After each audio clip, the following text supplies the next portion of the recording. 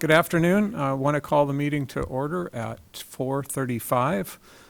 Before we begin, I want to briefly review the remote public comment process. Members of the public wishing to speak must have submitted a speaker card or remote speaker form by noon today. When your name is called, district staff will enable your mic. Please state your name before beginning your comment. Individual speakers will have up to 3 minutes. The board may limit total comment time per item. Time may be shortened depending on the number of speakers. We'll now proceed with the agenda. That was relative to remote speakers only. All right, so call to order. And do we have any public comments? Seeing no requests, public comment is closed, and we will now adjourn to closed session. Call the open session of the February 10th meeting to order at 6:08. All right. The board is returning to open session after a closed session. Am I in the right place? Yeah. We will start with language access first.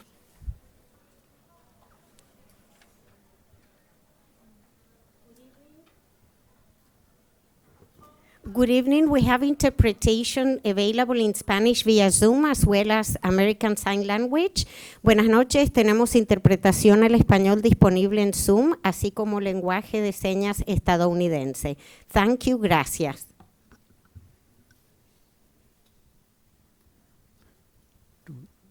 Do we have the sign language? Do we do that? Oh, she did that. Okay, all right. So we'll proceed with the Pledge of Allegiance. Please rise, if able, and for the Pledge of Allegiance. Ready? Begin. I pledge allegiance to the flag of the United States of America and to the republic for which it stands, one nation, under God, indivisible, with liberty and justice for all.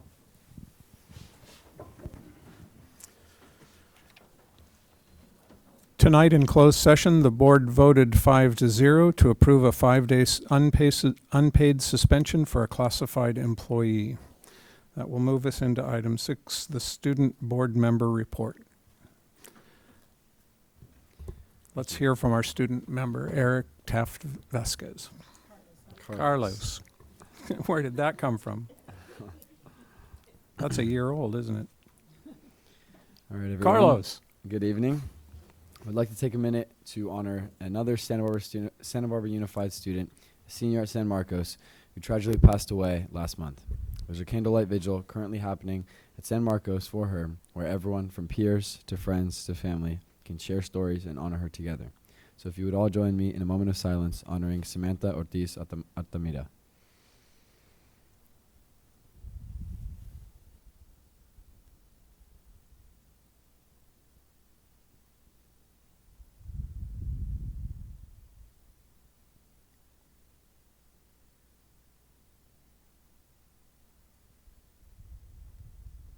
Thank you very much, everyone. Today was a big day for both Santa Barbara and San Marcos High School students.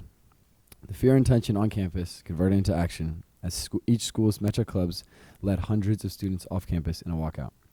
The protest took place during second period, with SBHS students walking to City Hall and San Marcos students walking down Hollister towards Magnolia Plaza. Parents called into the attendance office beforehand to excuse their students, while other students took the absence, serving as a form of protest in itself. The effort was a collaboration between SB and SM's Metro clubs, as well as other local organizations, such as Unión del Barrio, 805 Undocu-Fund, and ICE out of Goleta. Coverage of the story in greater depth can be found on Newshawk, the Santa Barbara Independent, and KUYT. As a leader of the Metro Club at San Marcos, I hope our unity in today's protests serve to show local impacted families that students support them, to mitigate some of the tension on campus, and as a sign for the need of support for Santa Barbara Unified families living in fear. That is all I have for today's board report. Thank you.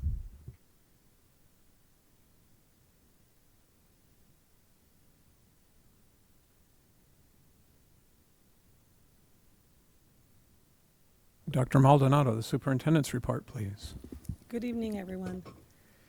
Today, many in our community are carrying heavy burdens, as you have heard from Carlos. Years ago, during a period of deep personal loss, I was told, be of service. At the time, I didn't understand how I could give to others when I felt so empty.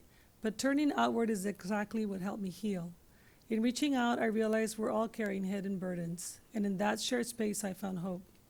We've seen our students walk out to express their fears regarding recent immigration actions. Not too long ago, our Black students and LGBTQ+ students spoke to us about feeling unseen and disconnected.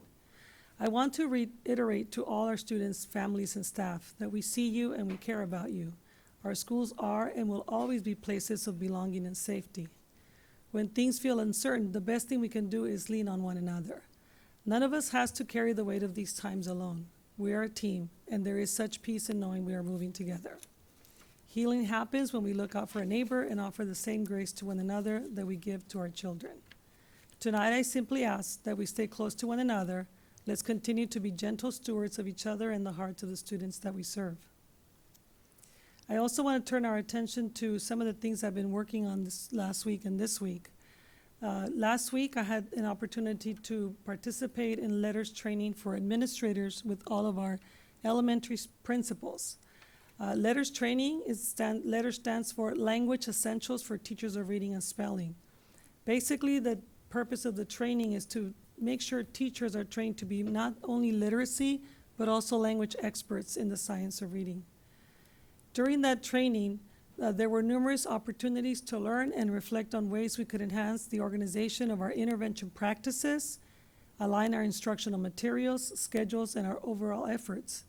I look forward to working with principals as we learn more about leading to ensure improved reading outcomes for all students. And as you can see, we also celebrated 2 birthdays. Today, I also convened with 3 elementary principals for a second round of data discussions. Each principal was invited to review their data with us, explain their progress monitoring practices, and discuss their implementation of MTSS strategies to ensure that every child is effectively monitored for success. This has led to a deeper understanding of student needs in reading from kindergarten onward. We will continue to use these practices to ensure we know every child's needs and meet them where they are and help them to move forward. Lastly, for our Collaborative Spirit Award, highlighting great work happening in our schools, we have and we're recognizing La Cumbre Principal Bradley Brock, along with Harding Principal Veronica Binkley. I want to recognize them for their outstanding leadership and collaborative spirit. Yes, I hear a little bit of a clap. We'll take a moment to clap.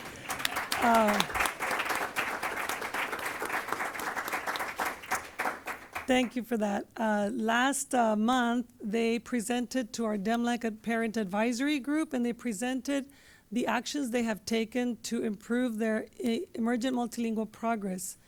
They represented the district's collective work with clarity and integrity, providing concrete examples of instructional leadership that genuinely impress parent leaders. Their willingness to share learning, growth, and responsibility has fostered a strong interest among many of the families in how our EML practices support student success district-wide. And that concludes my report. Thank you. All right, thank you. That will bring us to public comment. Before we get started on public comment, I would like to remind us that the board bylaws allocate 20 minutes for public comment on non-agenda items. Considering the number of comments that we have on this topic tonight, I'm going to ask that we limit the time to 1.5 minutes. At the end of the 20-minute period, I'll ask the board, if we're not complete with them, I'll ask the board if they would like to extend the time. They can do that. But keep in mind that extending the time for public comment may limit the time the board has for later discussion. Also, I want to respect that speakers respect the individual time limit that's allotted. When a speaker exceeds the allotted time, it reduces others' opportunities to participate within the established time limits. If you're unable to complete your remarks in the allocated time, we recommend that you send them to the board via email. We will read them. To assist in time management, we're also going to try something tonight. We'd like to request that the next 2 speakers, when they're called, come and sit in the 2 reserved seats that are right there behind the podium. So we'll call three names, and the first person will come up to the podium. At each time, we add another one. If we can have someone come in, and that way we're not spending time while folks are walking in from the back room. So at this point, I'd like to ask Vice President Munoz to call the first three speakers. Thank you, President Banning. The first three speakers are Deborah Reed, Blaine Sayer, and Chris Molokoy.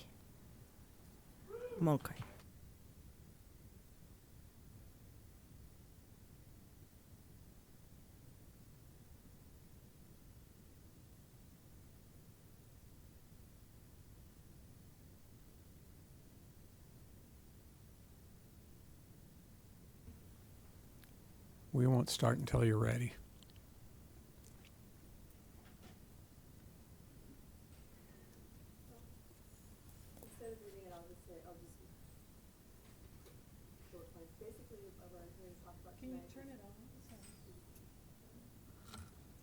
Good. Okay. I'll just summarize it. And so basically, I had written something about negotiation and the fact that negotiation means coming together and trying to work jointly to overcome an obstacle. And in order for that to happen, both sides have to come to the table and hear what the other side has to say and what that means. And when the district, this representation is when the district says no, if that's not negotiation, and that doesn't honor both sides being heard. The SBTA and the teachers are coming because we see students every single day. They're in our classrooms. We're there with them at lunchtime, before school, after school, on the weekends at sporting events. When we're asking for the things that we want to benefit our students, we're asking because we see what's actually happening in the schools. It's not coming from always on a piece of paper what data and statistics show. Data and statistics are presented to you all the time, and we all know that figures can be manipulated to represent things that may or may not be as accurate as what they are in actual practice. So when we're coming to the table and negotiate and we're being told no, we just don't feel heard. And if our effort is to jointly improve the education for our students, then we should be working together. Thank you. Okay, Blaine Sayer.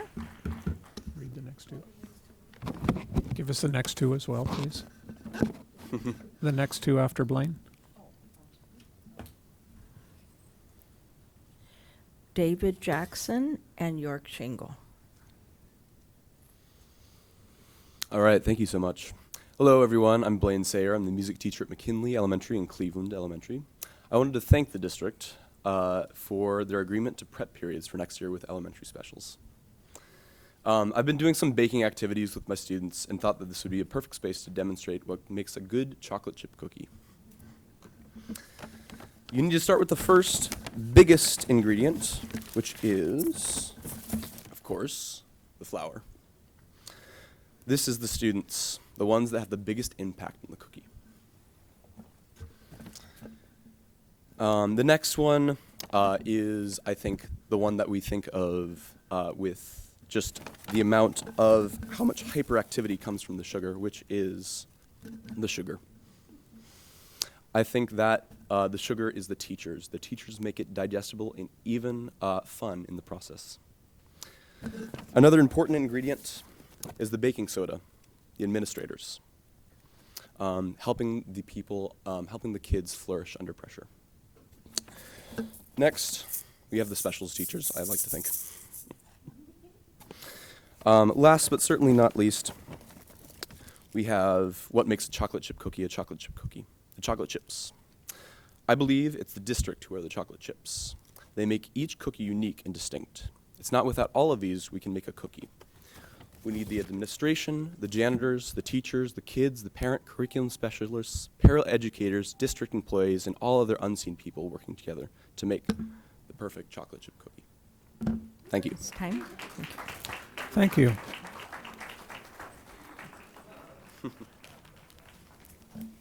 Next three. The next two would be Jesse O'Sullivan and Madeline Bordowski. Good evening. My name is Chris Mokoy, and I'm a teacher at Dos Pueblos High School. I think there's an agreement that we care about literacy, we care about student well-being. Those are values that are at the cornerstone of teachers and I think the administration in the school district. I'm here just to kind of reflect those values in support of some proposals that the teachers union is trying to put forward. It's not for my particular shop class. One is on literacy, and that is that the high school librarians are asking for 4 extra days added onto their work year so that they can accomplish the things that they need to get done before day one. It's just under around $9,300, which is minuscule compared to the budget overall, but it would allow those teachers to get the databases ready, the AP stuff ready for day one so that we hit the ground running. 2, for the elementary school librarians, we're asking for 2 more positions to be funded. The librarians are the experts for the students in those schools, for the media literacy and the instruction that needs to go on, and expanding that I think was going to help those schools. And then lastly, stability for counselors. Without counselors having a cap on some of their students, we're not going to be able to, they're going to be burned out. We're not going to be able to be effective as far as teachers. So thank you. Thank you.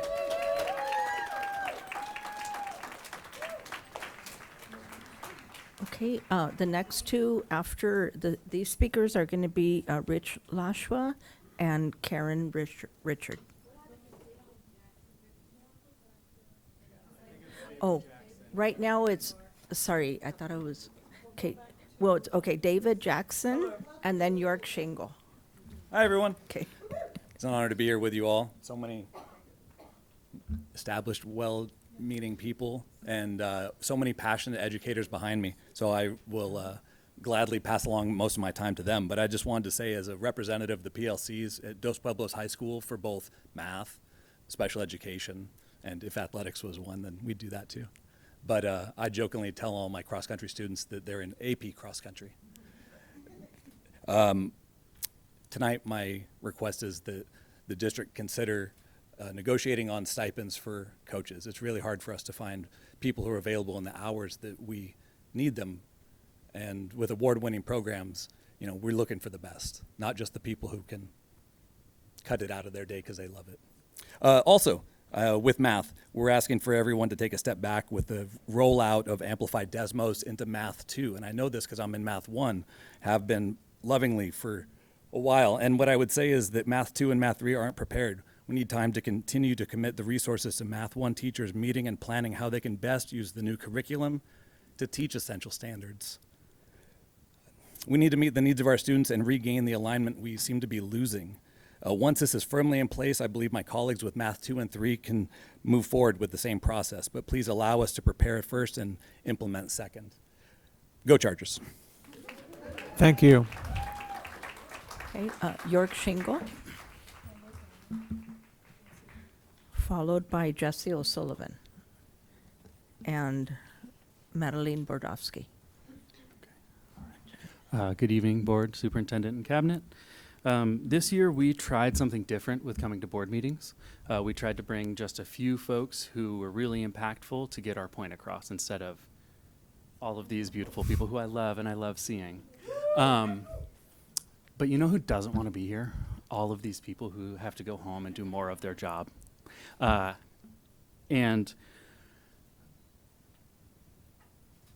Sorry, I didn't write this one out. But we got to the bargaining table and we were refused so many things, not just the 7th period day shifting to you all, but we're not interested in counselor caps. We're not interested in paying librarians to do the work so students can start with textbooks on the first day of school. We're not interested in all of these things, which sends us the message, dang it, we have to keep showing up to these board meetings. You're limiting us to 20 minutes, maybe, right? You don't want us here. We don't want to be here. Direct your bargaining team to negotiate with us and not just say no, please. Thank you. Thank you.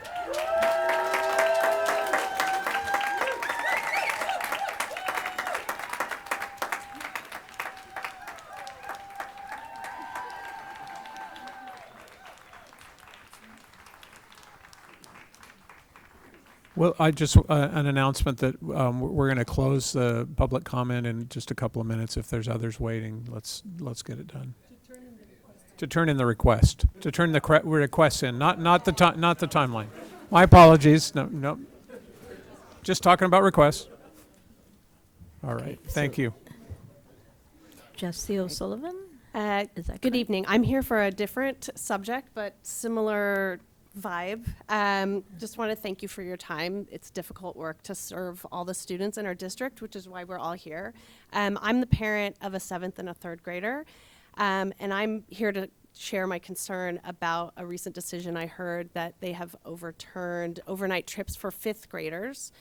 For many years, these trips to places like SEME, Astro Camp, Outdoor School have given students hands-on science learning, teamwork, confidence-building challenges, real-world experiences that they can't replicate in a classroom.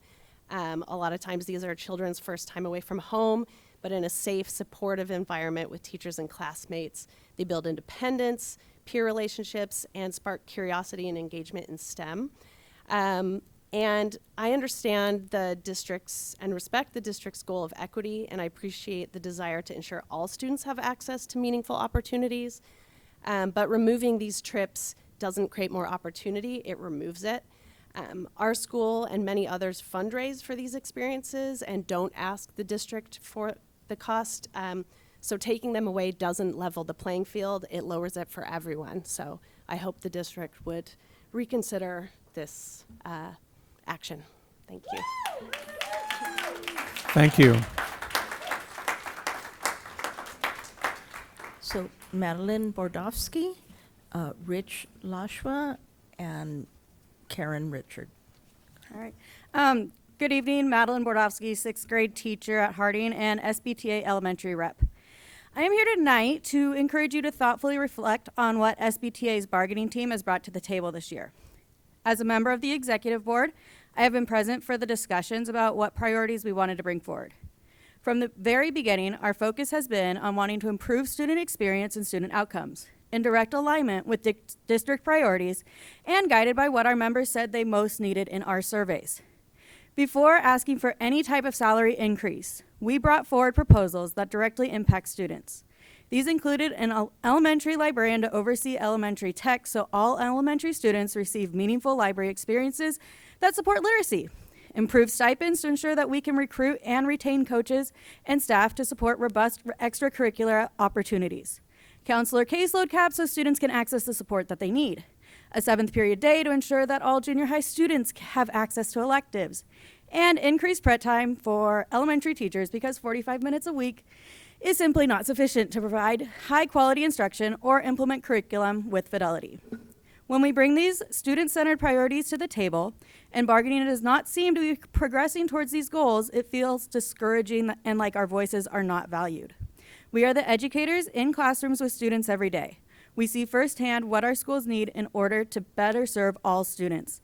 I would hope that that is a voice that you want to hear and take seriously as we move forward in bargaining this year. Thank you. Thank you. Okay. Rich Lashwa, followed by Karen Richard.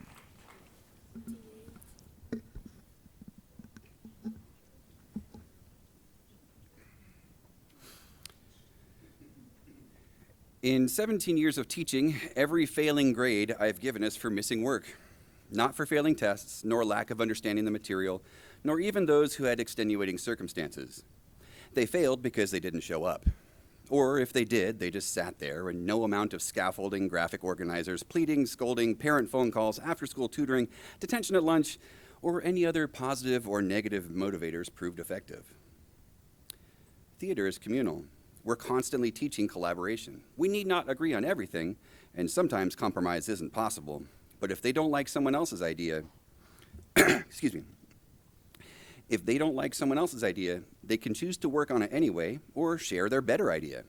Both may not get everything they want, but deadlines loom no matter what. This ensures a smoother production process, and I'm preparing them for adult life. We wrestle with competing ideas in the corporate world, politics, religion, and many other areas. There are many problem seers in the world, but problems must be solved and tasks completed. As educators, we're devoted to creating problem solvers. When a union bargains 15 student-centered proposals and the district won't bargain more than 1 or 2 issues, the district's failed. I speak with hyperbole because we hear of managing finances in an apparent $20 million deficit. If the district provokes arbitration and related processes by refusing to negotiate, the district incurs more expenses in addition to wasting the time of the teachers involved. SBTA is clearly more united than it's ever been in my 17-year career. We're fortunate that the rallying cry is around what's best for students, but if those efforts are continually ignored and postponed, we risk uniting the union against the district as its common villain. That situation is counterproductive to efficient problem solving. If you can wrap up your comments, please. Yes, I'm sorry, I was not legally mandated to stop. Just a second. That situation is counterproductive to efficient problem solving. Making mistakes or missing the mark still beats the failure of inertia. Let's go change the world. Thank you. Okay, Karen Richard, followed by Brianna Serrato, and Kristen Onche. I'm sorry, I'm not sure. Okay, no, sorry about that.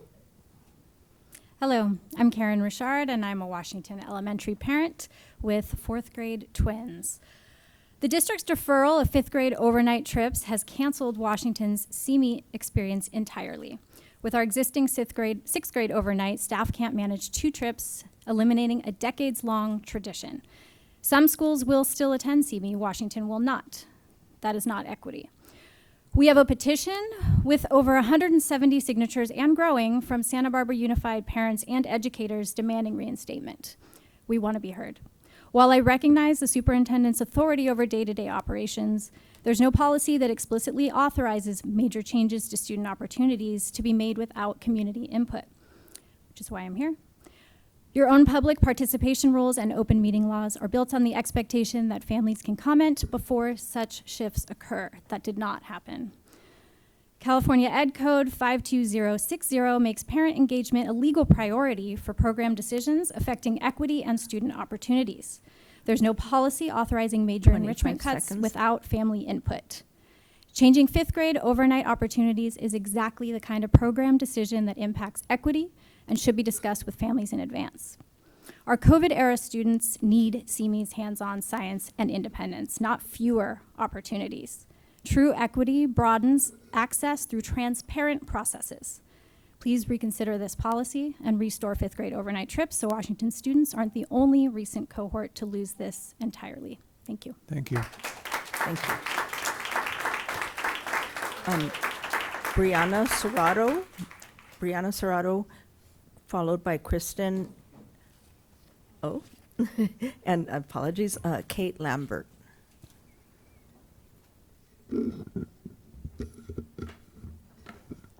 Sorry, it's all on the laptop, not the.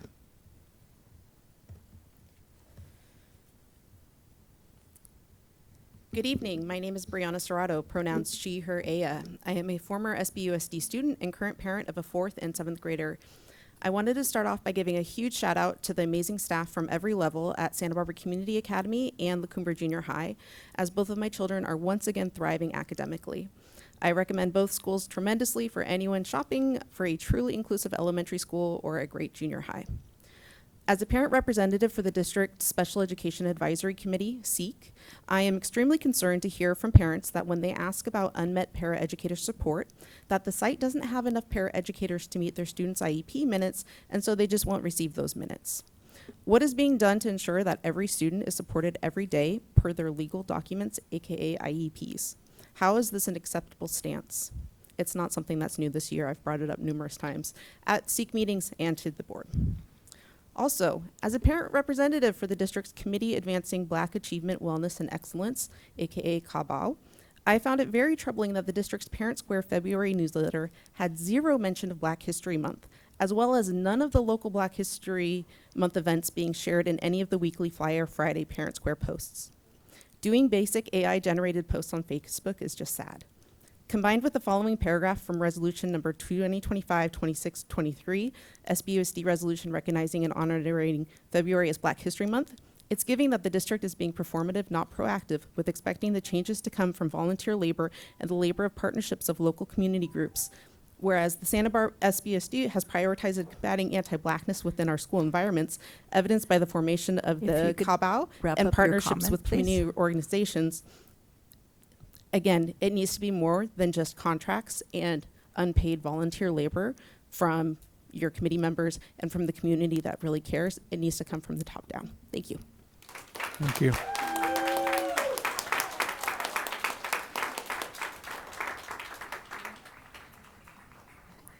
Thank you. And I'll just call the other two speakers, Kate Lambert and Matt King. Thank you.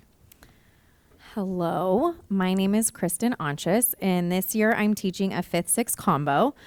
I'm here to beg you to grant us more prep time.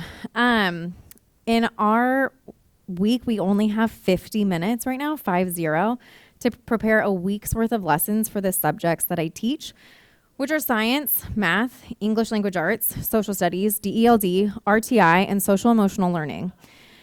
You may be thinking, well, we've adopted curriculum for most of those subjects. Shouldn't that be enough? The short answer is no, it's not enough. Handing someone a curriculum book and expecting that to be enough is ludicrous. We have to dissect every lesson, read through it multiple times, figure out how to disseminate the information to our students in a way that works best for them, that particular group. Create graphic organizers and companion documents that the curriculum does not provide, but we know will help our students, and we're expected to do that in 50 minutes a week for every single subject, for every single lesson. This takes hours of time for each subject. For wit and wisdom alone, it can take me anywhere between 2 and 4 hours for one lesson. If you are a 5th grade teacher, you have already seen the lessons I create and the slide decks that go with it. And for me, this year, not only do I have to do all of that for 1 grade level, but I have to do it for 2 grade levels. So please, please, please, please, give elementary teachers more prep time. I'm legitimately begging. Thank you.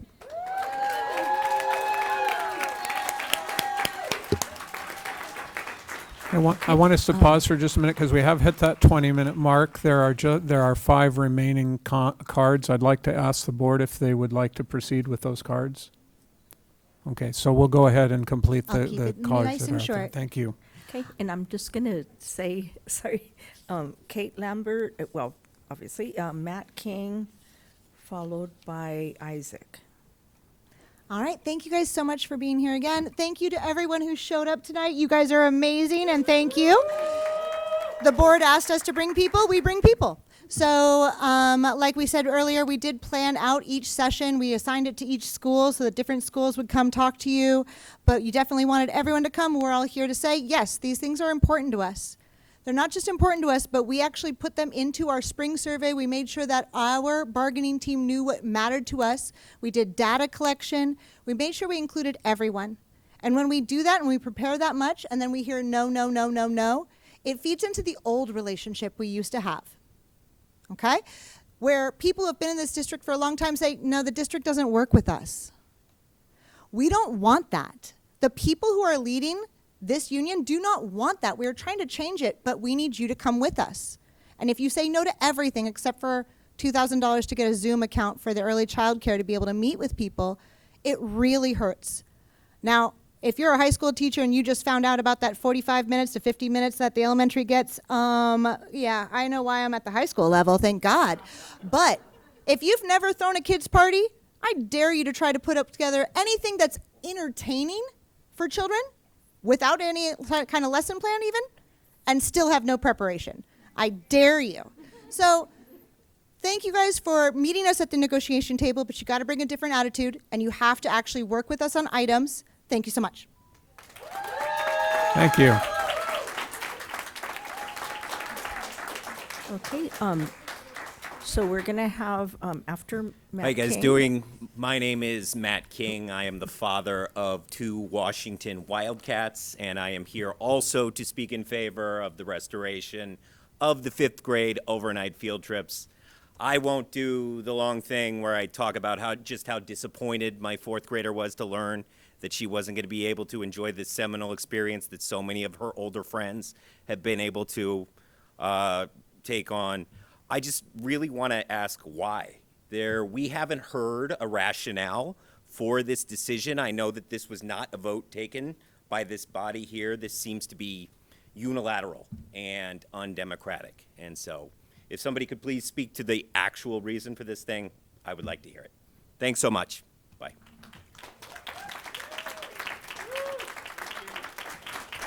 We're going to have Isaac, followed by Preston, and then Brianna.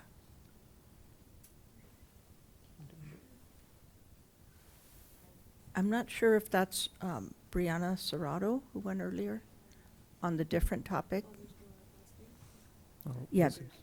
Sorry, there's no last names on these three. Oh, okay.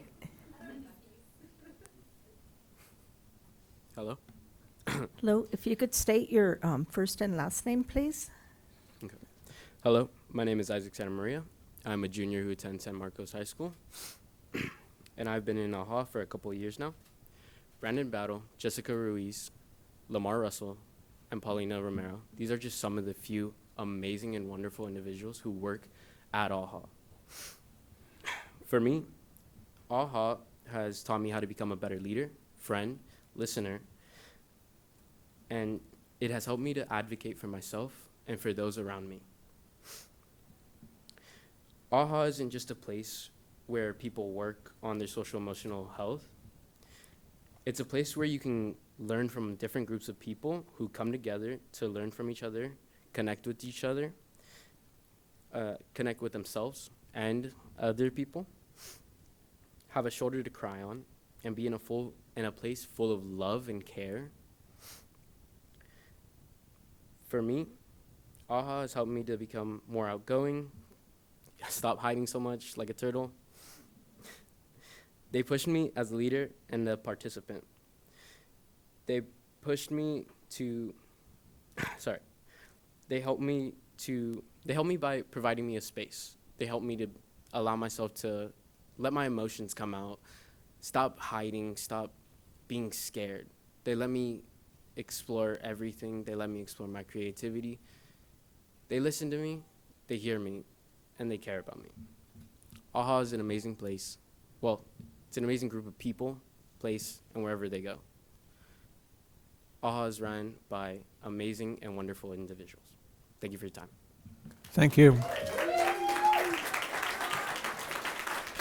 Thank you. Now we'll have Preston followed by Brianna, and if you can give your first and give your last name. Yeah. Hello, my name is Preston Jansen. I'm a junior at San Marcos High School and have been participating in AHA programs for the past 5 years of my life. In that time, I've seen countless lives, including my own, be positively changed through its inclusion in the schools. AHA has supported me and thousands of other students through some of the toughest periods of our lives, providing us with a safe space full of support and the tools and skills that we need in order to build up a support system to support our peers who are going through similar struggles. If it were not for AHA, I'd be a nervous wreck right now. It has provided me with so many healthy ways to express myself and my emotions without fear of judgment. Rather than bottling up these negative emotions, AHA and SEL have taught me that I can release them through art, music, journaling, reflecting, socializing, going out in nature, and so much more. I am eternally grateful for all that AHA has done for me over the years. And I believe that it would be a disservice to the hundreds of kids out there like me who have needed such an outlet to ignore the importance of SEL in the schools. AHA has done so much to make my life better that I struggle to even put it into words. It's a place where I and many others feel like we truly belong. A place where what we have to say matters, and just our mere presence is something to be appreciated. My entire life, I've only ever come across such a warm, welcoming place a couple of times. Having a place in schools where students can feel that same comfort is just insanely important. And with all that, just thank you. Thank you. Thank you. Now we'll have Brianna. Welcome, Brianna, and if you could state your last name. Hi everyone, my name is Brianna Estrada. I'm a junior at Dos Pueblos High School and I wanted to share a bit about AHA and its impact on my life.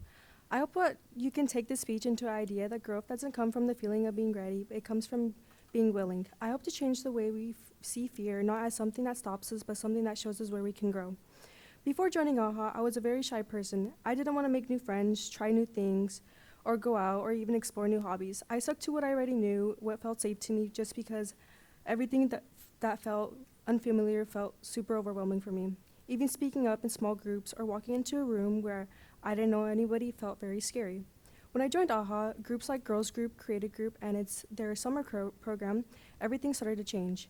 At first, it was uncomfortable. I was nervous to talk and worried about being judged, afraid of saying the wrong thing, but AHA has created a space where I felt okay, where I can be sure in what I'd say, and I could still try. Little by little, raising my hand, sharing my thoughts, and starting conversation with others became less scary. Eventually, I found myself enjoying connecting with people, even strangers. I've learned to see things and try new things as a blessing, not something I should be afraid of, but something that helps me grow. AHA has also taught me how to speak up for myself and what I want and what feels right, and what doesn't. Before AHA, I used to take classes that were boring and below my level simply just because I didn't know how to advocate for myself. I didn't think my needs mattered enough to speak up. After learning how to identify my goals and trust my voice, I challenged myself. Now I'm taking IB classes and struggling for sports, and participating in clubs where I've helped others feel more comfortable in new environments, especially those who remind me of the person I used to be. Moving forward, I want to continue pushing myself outside of the comfort zone by taking on leadership roles and being someone who helps create spaces where others can feel seen, supported, and brave enough to try. AHA helped me become more confident, open, and courageous version of If you myself. could wrap up your comments, please. And I hope my story encourages others to believe that they're capable of more than they think. Thank you. Thank you very much.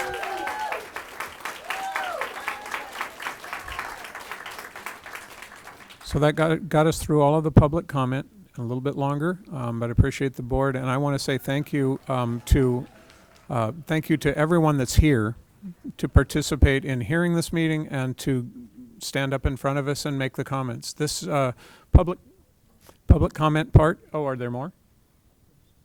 Oh, there's one more. Okay, well, let's do that, and then I'll finish my rambling. I promise less than a minute left. Yes, apologies. Then its speaker will be Jasmine Neri. Thank you.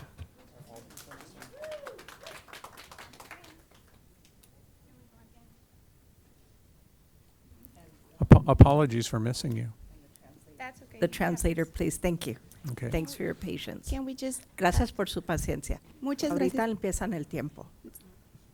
It will be 6, or it's just 3. Hicimos el comentario público es okay. 90 segundos, así es de que va a ser 3 minutos. Sí, ajá. Okay. Gracias. I try to do it like my best. Okay. Buenas tardes, miembros de la mesa directiva, Superintendente Hilda Maldonado.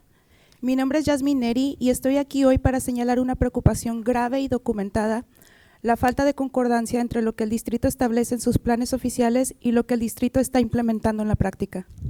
Good evening, members of the school board and Superintendent Hilda Maldonado. My name is Jasmine Neri. I'm here today to point out a serious concern and to document it. The lack of agreement between what the Santa Barbara Unified School District establishes in their official plans and what the district is implementing in practice. El distrito cuenta con un plan maestro para estudiantes emergentes multilingües. Además, el distrito está sujeto a una alerta estatal por desproporcionalidad, específicamente por la sobrerepresentación de estudiantes emergentes multilingües en educación especial. The district has a master plan for emerging multilingual students. In addition, the district is subject to a state alert for disproportionality, specifically for the disproportionate representation of EML students in special education. Esta alerta no es opcional ni declarativa. Obliga al distrito a rendir cuentas, realizar un análisis de causas raíz y demostrar acciones correctivas claras. This alert is not optional or a mere statement. It forces the district to accountability, make an analysis of the root causes, and demonstrate corrective actions that are clear. Ambos procesos, el plan maestro y la respuesta a la alerta estatal por desproporcionalidad, requieren sistemas sólidos, personal capacitado, monitoreo de datos y recursos suficientes. Both processes, the Master Plan for Emerging Multilingual Students and the answer to the State Alert for Disproportionality, require solid systems, staff that is prepared, monitoring of the data, and enough resources. Sin embargo, familias y maestros estamos observando recortes presupuestales que debilitan la capacidad a nivel escolar, mientras que las estructuras administrativas se mantienen e incluso reciben incrementos salariales. Nevertheless, families and teachers are observing budget cuts that actually weaken the capacity at the school level, while the administrative structures maintain this and even receive salary increases. I'm gonna skip. Lo más preocupante es que el distrito no ha presentado un análisis transparente de impacto presupuestal que demuestre cómo los recortes afectan a los grupos de estudiantes vulnerables. What is more worrisome is that the district has not presented a transparent analysis of the budget impact that shows how these cuts affect the groups of the most vulnerable student groups. Recomiendo que cada decisión relacionada con recortes presupuestales se tome con un enfoque de curso de vida de los estudiantes. Las decisiones que se aprueban el día de hoy tendrán un impacto directo en el futuro educativo de nuestros hijos. Finally, I recommend that each decision related to budget cuts is taken thinking about the future. The decisions that you approve today will have an impact, a direct impact in the future, in the educational future of our children. Okay, sí, por favor, puede acabar sus comentarios. Oh, pues lo resumí lo más posible, lo tengo largo, lo resumí lo más posible, pero yo puedo darles un... Perdón. She made a summary of what she wanted to say. But I can totally, but I can totally give you your interest, whatever it makes, like, it doesn't make sense, it doesn't have concordancia. Agreement. It doesn't have an agreement about what is it stated in plans and what it's cutting off from classes. I can totally make that for you, if you are interested. Okay. Thank you. Thank you. Thank you. Again, I'd like to thank our public commenters tonight. We threw kind of a curveball with the seats up here, and I think we can make it better. But I want to say thank you because by and large it was respectful, and I think it really is moving us toward the type of communication that we're looking for. Thank you. We will move on now to our board comments and correspondence. We'll start, Mr. Escobedo, do you have comments? Okay. Anyone ready? Okay. Ms. Caffrey? Hi. I just have a very short comment today. I just want to say how much I appreciated attending the Santa Barbara Ed Foundation Teacher Grants Award ceremony. It was, really wonderful. I want to thank the Santa Barbara Ed Foundation, all their donors, for their generosity and support of our teachers and students. And also, I just loved hearing about so many incredible projects that teachers have gotten funded. And it's just one more demonstration of the creativity, care, and effort our teachers put into our students every day. So thank you. Anyone else? Dr. Beal, you ready? I just wanted to comment that I appreciate all the outreach that happened on a later subject tonight, the 7th grade, adding the 7th period to the junior high school. So thank you for the letters and for writing to us. I do appreciate that. The public comment that we receive now, even on non-agenda matters, this is a type of conversation, and it is important to hear those voices. I do realize that the underpinning of all this is there does need to be another outlet for conversation that isn't in the middle of a labor negotiation that is very student outcome based. So I hear that. It is awkward to try to discuss those things in the middle of a labor negotiation, but it is very important. So I'm thinking about that. I do have some ideas. I probably shouldn't say any more, but thank you for coming and speaking to us. I appreciate it. Mr. Escobedo, you ready? Yeah. Thank you. I have a couple updates and a few comments, but in terms of the updates, there was an ad hoc committee meeting. I missed it, but I read the notes. The couple of updates, there are two. There's one about the Parma East Side project across the street from Trader Joe's, which is the 30-unit project that was formerly Parma School, and it's just an update on where we are in the process. This fall, we are anticipated to complete and be permit ready. We are on track to potentially break ground next summer. So a year from July is when we are estimated to potentially break ground. Now, some things have to break right. And with these processes, it's never straightforward. But so far, we have the best partner, and they have taken us through this about as fast as I've ever seen it happen in the City Housing Authority. So I will continue to provide updates, but this is really optimistic news. Which takes me to my next update, which is one that we haven't heard about in a while, and Dr. Maldonado, feel free to jump in if I get anything incorrect, but it's about the Armory, and it's the redevelopment update. So we hired a consultant to help us take a look at the property for the potential use of, Career Tech, thank you. I kept wanting to say CDE instead of CTE. So Career Tech Ed, and it got a very good rating from the CDE, and it looks like we are in the process of moving forward, and the preliminary timeline, which could possibly change, looks like it's about 6 months for design, then it has to go to the state architect for another 4 to 6 months. After that, you're looking at being construction ready, which is about a year. Overall, the estimate is 2 to 3 years, could be up to 4 years, but that's some real progress on a property that we've had for a really long time. I think is in the best interest of our students, is in a prime location between Santa Barbara Junior High and Santa Barbara High School, and could really serve our students into the future. So we're hoping, all things again being optimistic, that we have student occupancy in fall of 2029. So we will continue to provide updates, and maybe we can have a presentation about the Armory at some point in the future. Dr. Beal. May I ask you a question? My understanding is when we hired the consultant that there would be a big community engagement piece where everybody brings to the table what their thoughts are for the Armory. And I know there has been some interest, so I'm curious about when that might happen and how that might happen.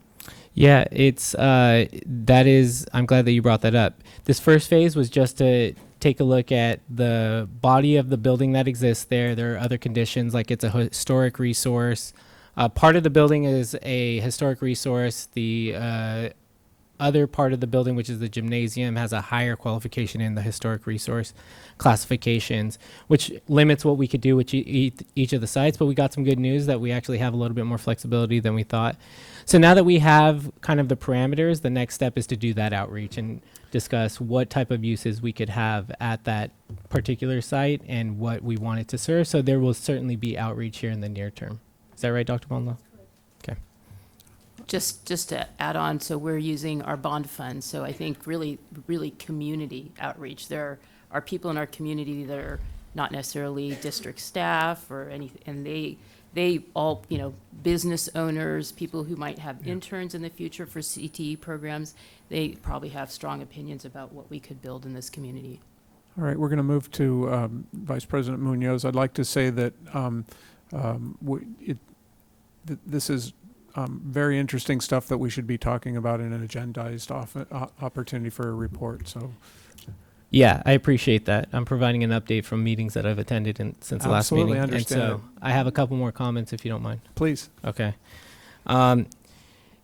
In the last few weeks, I've also met with all of the Black student associations from all of our high schools, and I got the opportunity to hear about their experience. I won't go into too many details, but I will say there were some concerning things that I was hearing that were similar to stories and comments that I had heard when I first joined the board, when we first received the report, the racial climate report that we hired a consultant to do for Santa Barbara Unified, that talked about the experience of our students and our teachers, particularly focusing on anti-Blackness. And in February, a month, Black History Month, and to hear these students and to just hear stories about Black History Month not being centered in February, that they had some adults on campus not even know that it was Black History Month. I mean, that for me was, I was not going into those meetings expecting to hear something like that, is really concerning. And I think as a district, as school site leaders, we need to really take it upon ourselves to elevate and intentionally program and celebrate Black History Month, similar to the way that we celebrate other parts of the year, whether it's Dia de los Muertos, or if it is when we have our ethnic studies celebrations. Like, we do invest in these types of celebrations that our students are able to see themselves in the curriculum, in the programming, in the decorations, and in the way that we talk about the student experience. And so I'm sure that there are plenty of folks and trusted adults at our school sites that are doing this for their students, but the students that I talked to in that room that day and over Zoom, that wasn't their experience. And I think that it's a conversation Dr. Maldonado and I have had, and I appreciate her continued conversation over the last week about it, on what we could do. But it is something that I'm going to continue to bring to this board. And I actually invite and push our board, and I ask the BSAs to also invite my colleagues to meet with them, to hear about their experiences directly from them, to not only the negative things, but the positive things. They're doing a lot of positive things around college and career readiness, and taking students to a tour of Santa Barbara to learn about Black history. And I know that we are going to get an invitation soon to take that exact tour, and I'm going to encourage all of us to actually take them up on that.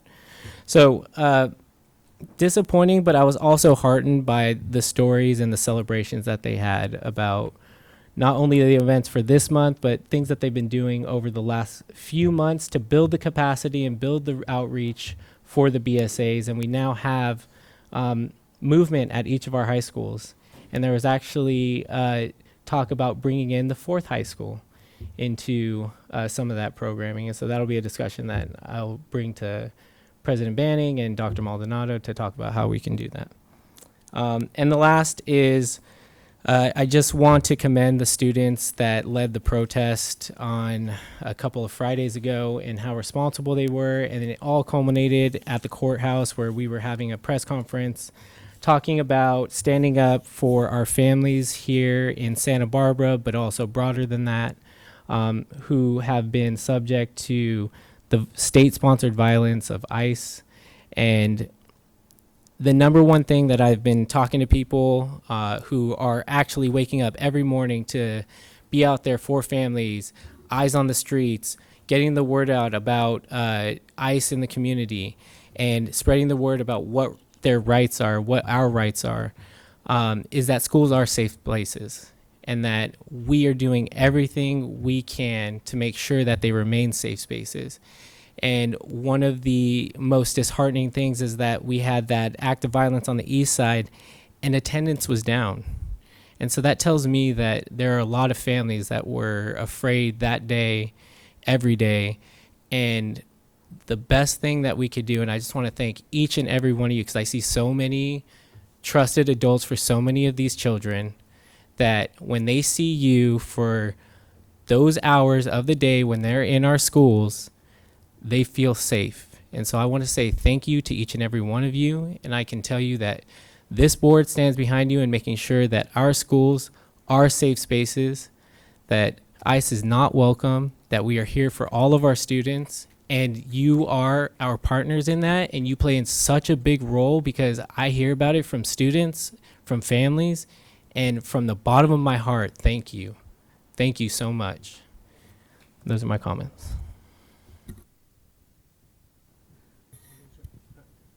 Mrs. Munoz. Thank you. Yes, I would like to first of all thank all of you for being here, for taking time out of your evening after a long day and knowing that you're going to also be there for work tomorrow, okay, to focus on our students. I'd like to thank you and know that we are reading all your the emails that we receive, and also, of course, listen to your comments. We value you. I would like to also piggyback on what Mr. Escobedo brought up. Our State Assembly member, Greg Hart, organized a press conference of elected leaders to participate and community to participate regarding the de-escalation of immigration enforcement operations of ICE, or en otras palabras, of La Migra en nuestra comunidad.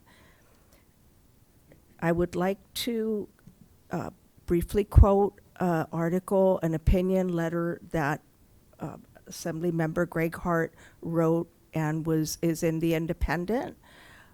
He's, in his words, we have seen hardworking neighbors taken away on their way to and from work, arrested by masked, poorly trained ICE agents. We have seen community members pepper sprayed and pushed down for documenting the actions of federal agents and exercising their right to free speech.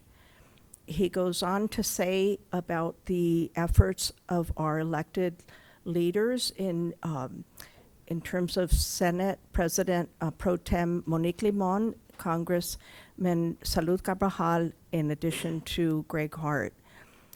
In Sacramento, Senator Limon and Greg Hart passed the No Secret Police Act, requiring all law enforcement officers, including federal agents, to show their faces while enforcing the law. He says, never in his words, never in my lifetime did I think our streets would be filled with masked agents operating on behalf of the administration. The mask must come off immediately. He goes on to, and I will, certainly, in his opinion piece, leave it for folks who are interested in reading further. They can see the legislation that's being done in our county and in our community here in California.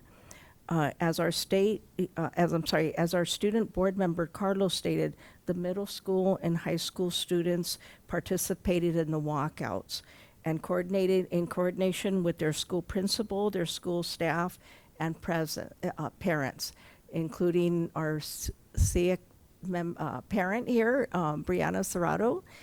And I was impressed by the amazing leadership of the students in their preparation of the posters and giving speeches in front of hundreds of people and telling us their story. One of the students talked about her mom being detained and how much she suffers from knowing that her mom is in a detention camp, and spoke about the conditions there that she's very aware of. I was very happy and obviously not, I was very supported by being accompanied by Ms. Caffrey and by Mr. Escobedo and other elected officials in this county. As Greg Hart was about to speak, the students just came in. They just came in by the hundreds and joined us at that time. We've seen participation by sectors of all of our community, and many of the student-centered organizations such as Future Leaders of America, UndocuFund, and I can go on about that. It has affected, of course, our students, our teachers, all of our staff that is there in terms of keeping our students safe and having them have a safe adult that they could speak with.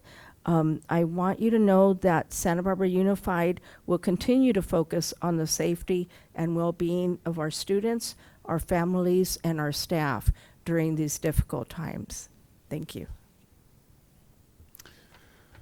One of the nice things about being the board president is I get to be last on this list, and there's really not much more I can add other than to just add on my appreciation for the comments from the very beginning with our student board members, respectful notice of the loss for our student in the moment of silence, and recognizing from the student perspective the importance of the walkouts.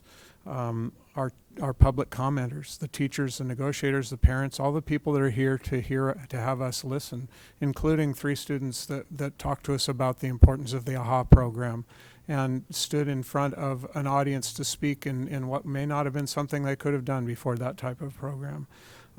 As a representative for the Santa Barbara, the board representative for the Santa Barbara Education Foundation, I'll echo Mrs. Caffrey's comments about the wonderful things that are going on with the relationship and the financial support that they have for us.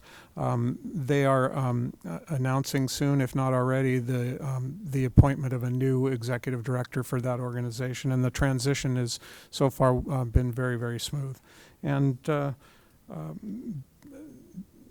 Mr. Escobedo's comments about the Parma property, certainly something that is exciting news for us and puts us on cutting edge of good things for communities and teachers. And his comments about both the Black Student Union and the what was the third thing? The Armory. Yeah, all of these things are critical.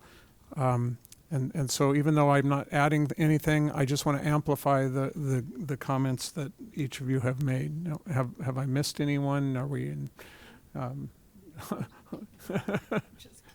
I've told my colleagues that, I've spent an enormous time in public education and various careers from teaching to so forth. I don't think I've ever been more nervous in a role than I am in this role. And that's because I care so much about what we're doing and want to do the best for this board, for these teachers, for this administration. It's a privilege and an honor to be doing this role. And I hope you'll bear with me as I kind of get used to the whole thing. Maybe by the time it's all over, I'll get it right. So that'll get us to the next item, E, which is the discussion agenda item on the junior high school 7-period day. And we'll start with presentations, and then we have the public comment that are specifically for this. So at this point, I'm going to pass it over to Superintendent Maldonado to coordinate the presentation. Yes. I'm going to give a minute in case people are leaving the room.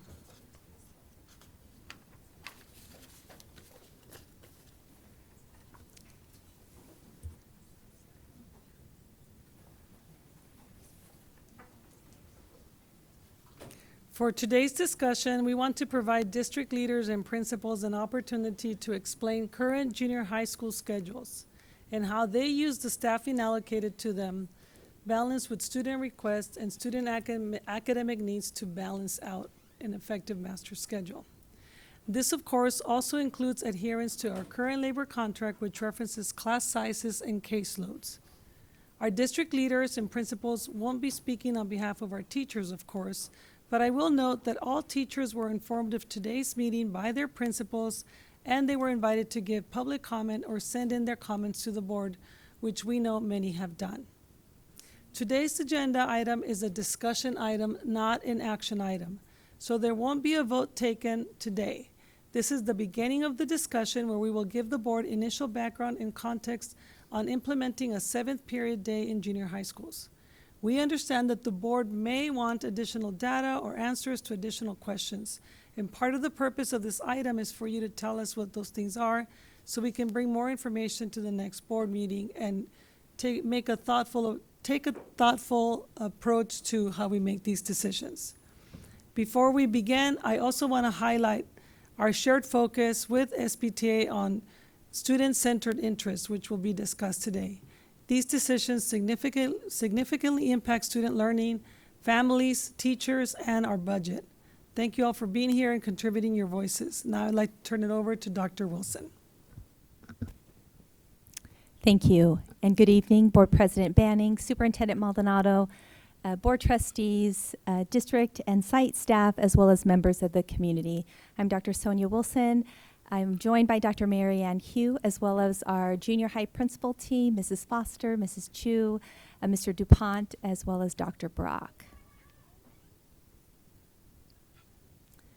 So the purpose of our presentation is to give the board some important information and really set the context of this proposed master schedule shift to a 7-period day. And we want to be able to share demographic information as well as achievement levels because it differs by sites as well. And we also want to provide you with an opportunity to hear directly from our site principals and hear what current structures they have in place right now as they work even within the construct of a 6-period day and provide opportunities for their students. And then we also want to share some scheduling options of what are some different ways we could pursue this transition. And all of this is in the spirit of really wanting the board to ask us questions, us to be able to respond to any questions, and to provide guidance to us of any additional information that may be needed. It's important to frame the consideration of our junior high master schedule within the context of the board's 4 priorities. We have what we know: literacy, math, aligning academics, assessment and achievement, as well as belonging in a community. These are all important priorities that the board has identified that we implement and our sites implement as they relate to the whole child as well. And so we want our master schedule to also reflect these priorities as well as the programs that we offer within our master schedule. Similarly, when considering a master schedule, our focus needs to be through the lens of justice and removing barriers within our system in order to ensure student success. And justice is about providing opportunities for students related to the master schedule, giving them a broad course of study that includes both enrichment opportunities as well as support and interventions as well. And so when we think about achieving justice, we also want to make sure equity is at the center as well, so that we're ensuring that the resources that students need are given to them and given to them at all levels of the system. In addition, and really to expand on this idea of like the dual role of the master schedule, it's important to have this student-centered framework that Dr. Maldonado also shared.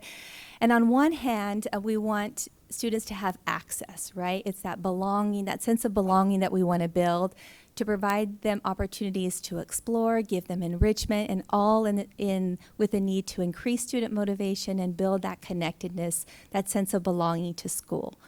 At the same time, we also need to consider the needs of the additional needs that some of our students may have, and that's where that equity and support part of the framework comes in. We want to be able to provide them intervention support as needed. So it's not just about one and it's not just about the other, but it's about maintaining that dual focus of those 2 goals simultaneously as we're considering our master schedule needs. Now I'm going to hand it over to Dr. Hugh.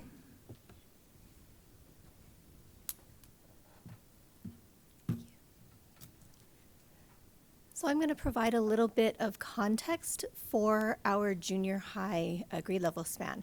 So this is a slide from our California School Dashboard for 2025 using data from largely spring 2025. This is our California School Dashboard for each of the junior highs. And you can see here that we have a range of academic achievement as shown on the dashboard through our ELA, which is the first on the left gauge, and then math, and then our English learner progress. And if you look at the tiny boxes at the bottom of each of those gauges, it shows the student group, the number of student groups that fall into each of those achievement levels, red being the lowest and then blue being the highest. One of the things I want to point out is that we do have a range of achievement levels across our junior highs, and we also have a difference in terms of the student populations. So at 2 of our junior highs, at Goleta Valley and at La Colina, we have smaller English learner populations, which is why those gauges are gray. So as we think about the context of master schedules and 7-period days, we also want to think about what each of our junior highs need, and the academic achievement levels help us to understand a little bit more about the populations that each of these campuses serve and how are we going to address the needs of the most burdened students. And that may look a little different at each of our schools. In addition to the academic context, we also know that there are many other pieces that go into the student experience at a school. And one of those is really looking at our school climate. So this is data from our Panorama survey, which was taken at the end of September, early October. We asked students questions about a number of different factors of school climate. We pulled out for today questions around student engagement and student belonging. So for student engagement, the questions that students were asked were about how excited they are to attend their classes, how interested they were in the classes that they were taking.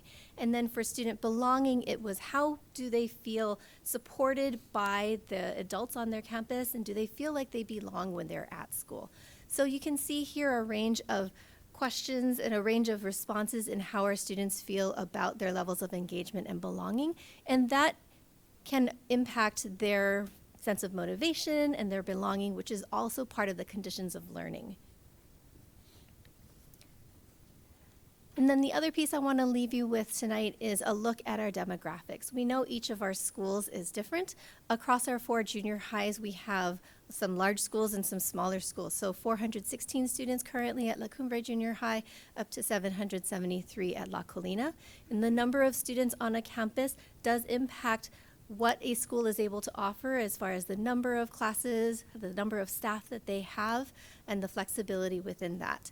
There are also different populations, and the diversity of the student populations across our 4 junior highs is also important to keep in mind in terms of the context of these and how we serve our students and address the needs. Again, as Dr. Wilson mentioned, the goal of having a 7-period day and the goal of all of our schools across the board is to provide a broad course of study, and that means both opportunities for enrichment as well as opportunities for intervention and support for students that need it.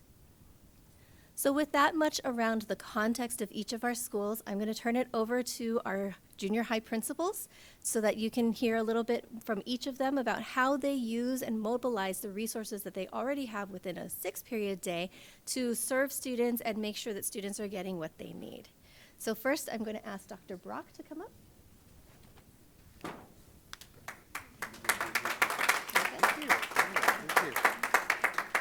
Thank you, Dr. Hugh, Dr. Wilson.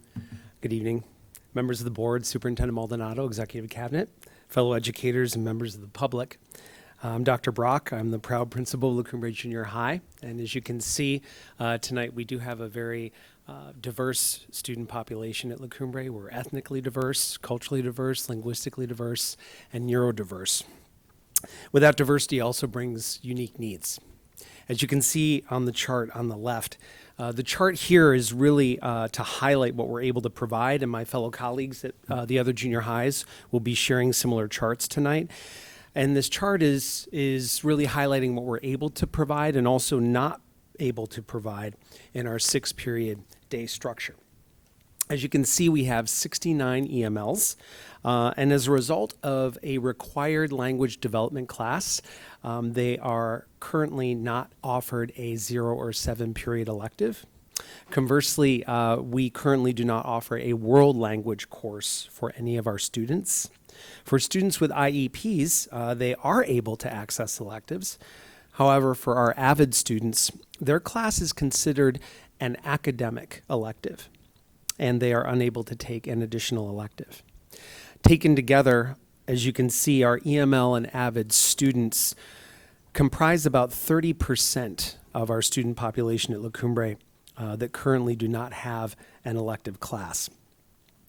Thanks to the board's ongoing support over the last 2 years, we also have the distinction of being an International Baccalaureate Middle Years Program candidate school. Because of that, we will need to offer a broad program of support and course of study, including that every child takes an arts, design, and a world language course. It's also important to know that within the current 6-period structure, we are able to offer one section of a 7th period musical theater class. And I will now turn it over to my colleagues to share more about how they structure their school day.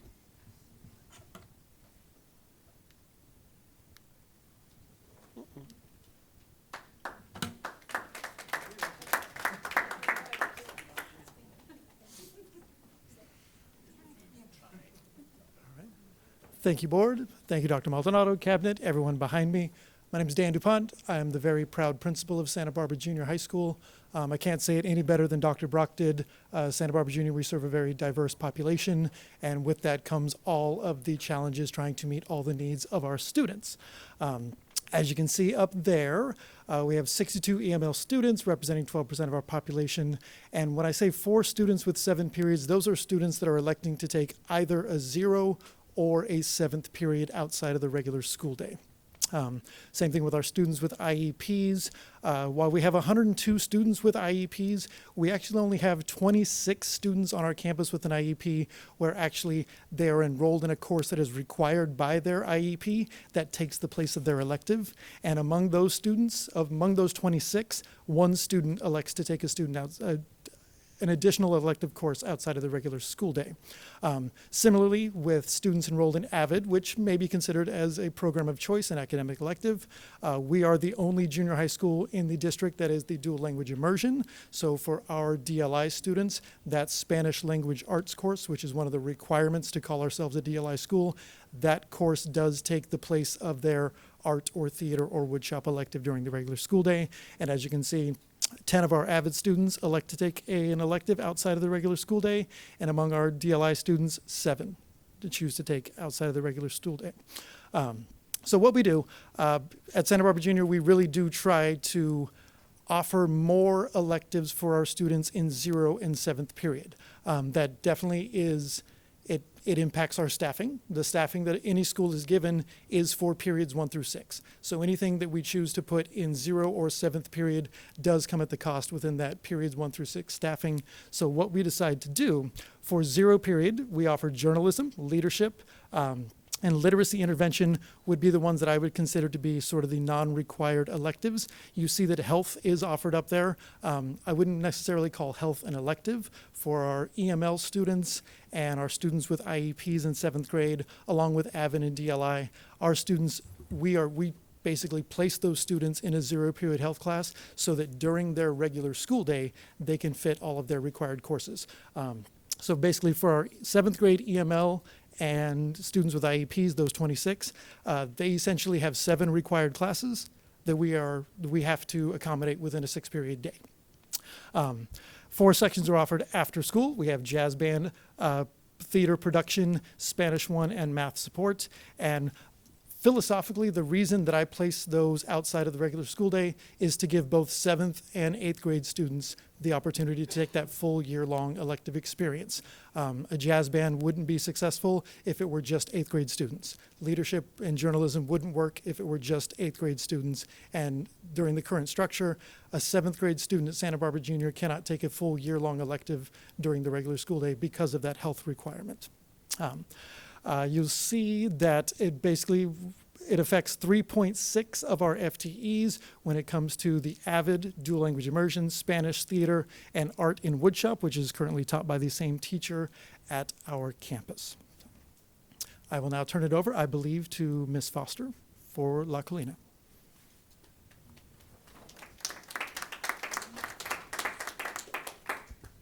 Good evening, everyone. Thank you for having us tonight. Welcome, everybody. Thanks, everyone, for their comments. Oh. Okay, there we go.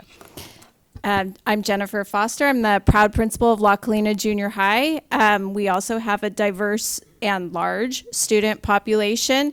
And as Dr. Hughes said, that with a large student population, we also have the ability to offer some additional classes. I also want to appreciate our elective teachers who really help us to have a flexible master schedule where we can really promote all of our students having access to an elective course. We think it's really important for all of our junior high school students as part of their experience to have access to an elective.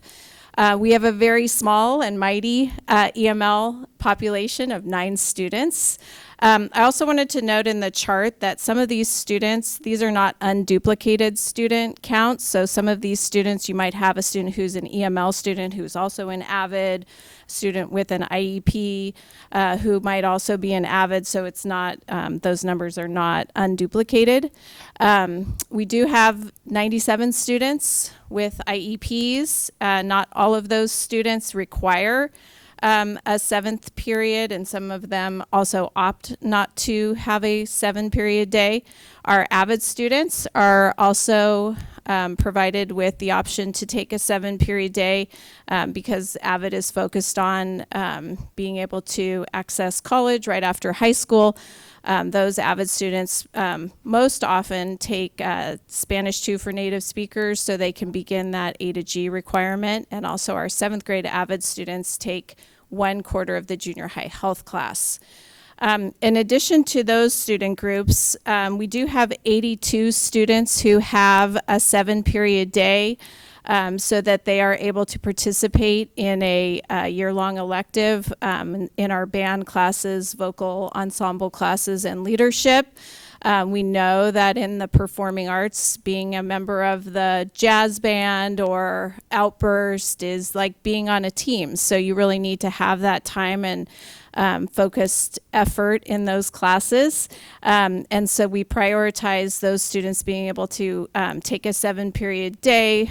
Most often, the way that works is they might have a band class during the day and they take the junior high health class for just 1 quarter in the 0 period. You can see here we have 5.9 FTEs for elective offerings. We do have a junior high wheel, which is divided into 3 parts, 2 quarters and 1 semester class. So those classes in the wheel include health, advisory, coding. Those are quarter classes, so a student will take health and then another quarter of advisory or coding, and then they select 1 semester of another elective, theater, art, linguistics, music, sewing. We also have those year-long electives of advanced band, beginning band, jazz band, orchestra, and then our visual arts, ensemble, musical theater, beginning coding, and then leadership, Spanish 1, Spanish 2 for native speakers, AVID, and leadership. I feel like I said that twice. Oh, it is on there twice. So that is how we are able to provide access to our students, particularly our students who are EMLs, IEPs, and in our AVID program with access to an elective during their school day and as part of their junior high experience. Okay, next I'm going to turn things over to Ms. Chu from Goleta Valley. Thank you. Oh, clicker. Hi. There we go. Good evening, Board. Superintendent Maldonado. Thank you for having us here tonight. My name is Clancy Chu, and I'm the super proud principal of Goleta Valley Junior High. Go Mariners. So what we offer here, I think I'm going to start with what we offer and how we provide that to students. So we offer a 0 period. We have 8 sections of that. So we are offering a literacy intervention, which is based off of assessments we do of our students that need reading support. That class is a class where students come in and out of, so it's not an actual assigned class for the whole year. They're cycling in and out depending on their need. Oh, I think before I go to that, I just wanted to say, at Goleta Valley, when we look at all of this with schedules, my team kind of, we really stand behind the commitment that we are going to meet our students' academic needs while also providing access to an elective. So we keep that at the forefront, and then we've also really tried to maintain a commitment to robust elective programs at our site. So from that, we have literacy intervention. We offer 3 sections of PE, a Spanish 1 class, an advanced band class, and then a health class that goes for, so all of those run all year long. And then the health class runs 1 quarter. We offer that twice a year. So that's what we offer in the morning. We do have 1 class that happens at the end of the day. That is our stagecraft play production class. It operates more as an after-school program, but we put it in there because it coincides with play practice and such. So we have a large amount of students that access that. So those are all things that are offered outside of the 6-period day. So the way that we go through the students that get to participate in those classes, so they have a 7-period day, comes from what you see on the chart there. So our EML students have priority to have those a 7-period day, and you'll see out of our 36 students, we have 22 I can say that the students that don't have a 7-period day, there was a small number based off very particular family choice that we met with and talked with, so they chose to have a 6-period day, and then we have a very small number because of transportation. The next group that has priority for the 7-period day is we have our students with IEPs. You'll see it's a fairly small number because, as you'll notice on the right side, kind of the fourth bullet down, 80% of our students with IEPs are able to have their academic intervention targeted support within their school day. We do that through small group instruction, both in math and literacy. So given that, they're able to get academic support as well as an elective within a 6-period day. But we still prioritize those that need a 7-period day so that they're getting an elective and their academic support. Next, you'll see our AVID students. We again prioritize those students. Most of those that have 7 periods are our 7th graders so that they can meet the health requirement as well as take AVID. And then we also offer that to our 8th grade AVID students who might be EML so that they have their language support as well as their AVID class. You'll also notice we have about 95 7th graders who do have the year-long elective. That was something we really worked hard to try to find a way that they could do that. We wear space, once we go through our prioritizing of the other students that have chosen a year-long elective have the ability to take 7 periods, and most of our students that choose that, we're able to give that to them. Below that, you will see what we offer in terms of electives. So that's 6 full FTEs. Would say that is not 6 people. We have several teachers that are teaching a section of an elective, but altogether it equates to 6 FTEs that provide our elective offerings. One of the things we did with the new health requirement, because that's really what kind of threw a loop in a lot of things, is figuring out how to do the health elective. So we do a health advisory elective combo. That's one of the options, and so that for half a year, 7th graders will do health and advisory, and the other half of the year they do an elective. And then we also do offer the 1 quarter of health, so it's for 10 weeks, students come and have that extra 7th period, but it's only for 1 quarter, and then the rest of the year they have their 6-period classes. And so you'll see the combo classes we have in art, intro to film, industrial technology, and music. So those are all offered in a combo. And then we also have the year-long elective offerings in our advanced band, beginning band, jazz band, and orchestra. Those are all year-long. We do have year-long in art. We have a year-long elective in film video production, year-long students who take year-long woodshop, industrial tech, and then all the other ones listed on there, coding, Spanish, AVID, and leadership. And I think that's it.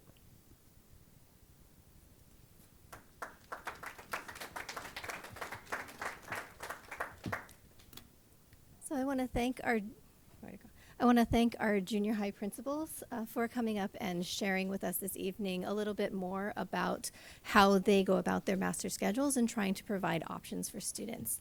So I want to take you through a couple of different options for ways to think about how to think about a 7-period schedule for students. These are meant to be illustrative. This doesn't mean that these are the only 4 options, but this was just something to help us kind of think about what this might look like. So the first option would be what we'll call status quo. This is what we currently have. As you just heard from our 4 junior high principals, schools are able to offer 0 or 7th period as staffing and section allocation allows at each of our school sites, and you saw a range from 1 section to many sections across our 4 schools. The fiscal impact of this would be no additional beyond what we currently allocate to each of our schools, and the staffing impact would be the same.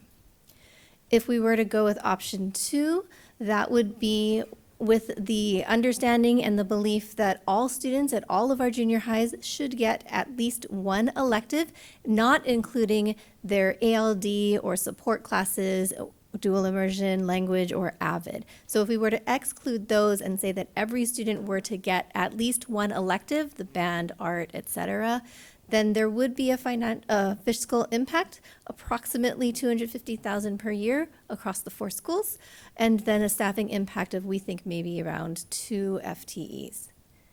Option 3 would be kind of the going all the way. All students at all junior highs get 7 classes. That would be the biggest change from what we currently offer.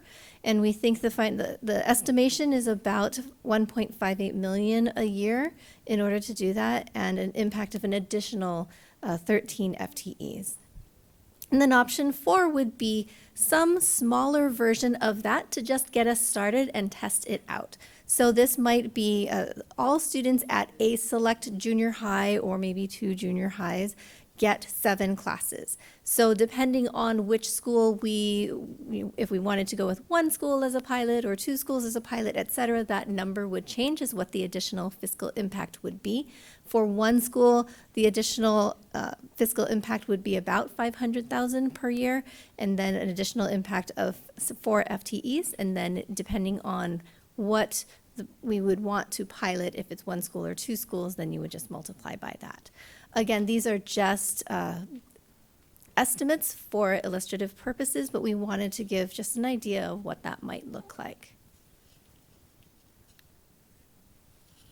Beyond the initial, we do want to think about not just the staff that it would take, or changing the Bell schedule or changing the master schedule. It would also require some associated costs of operationalizing this decision. So we know that there would be an impact to the instructional program. We would have to think a little bit differently about what elective offerings might look like. Might there be a need for new courses?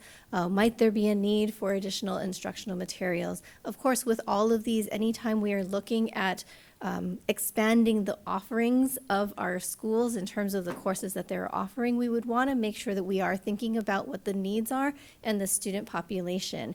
And we would not be offering new courses or expanding courses if we didn't have the student population and the enrollment to support that. So we wouldn't be creating lots of new courses if we don't have students that would be able to fill those seats. So enrollment is certainly part of our consideration of what we would need to do to offer a broad course of study to our students. And then with that, stemming from that would be the consideration of, do we need additional staffing in order to do that? Do we need additional facilities, both in terms of classroom space or perhaps furniture, depending on what types of electives we're offering? You can't just open a new wood shop, for example. They have specific equipment and types of tables, et cetera, that they need. And then, as you heard from Ms. Chu, there may be some impact on transportation that we would need to think about as well in order to make sure that students are able to get to and from campus if we are making changes to when they are coming to and leaving our campuses. I'm going to turn it back over to Dr. Wilson.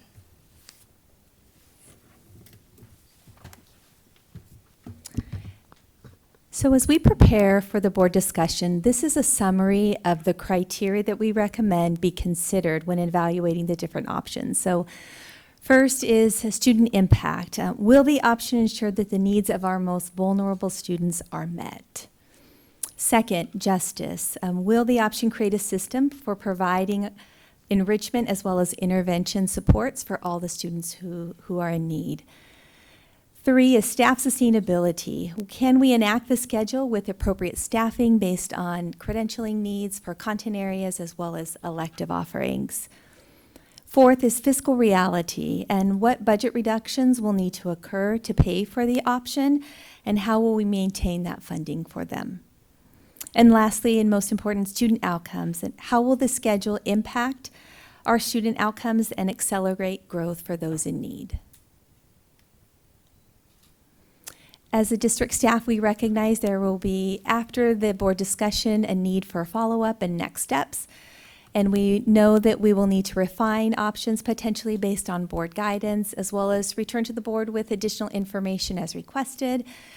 And then simultaneously, we want to deepen and really continue community engagement as well as maintain transparent communication with our community throughout the process and as a decision may be enacted, most importantly.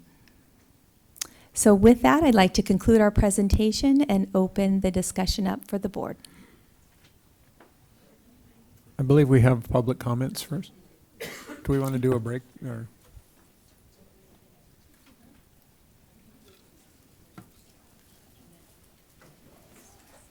We have about a 20-minute public comment period. There are 10 cards, so yeah. Okay. Let's take 5 minutes. I don't want to extend this. We've got people waiting that are here.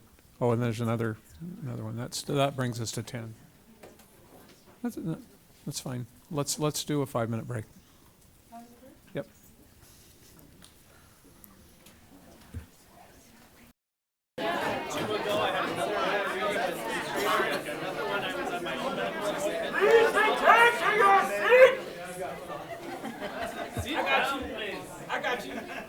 Thank you. Class?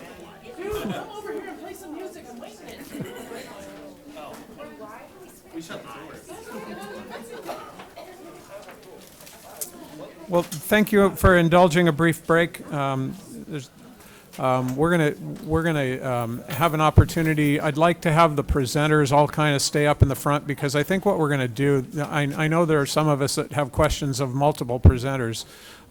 So we're gonna just open this up and kind of take turns on questions. When that's done, then we'll start on our comment and discussion. So if anyone wants to start, I would like to go through questions. Oh, I'm sorry. See what I said? Okay. Let's Rose, do public comment.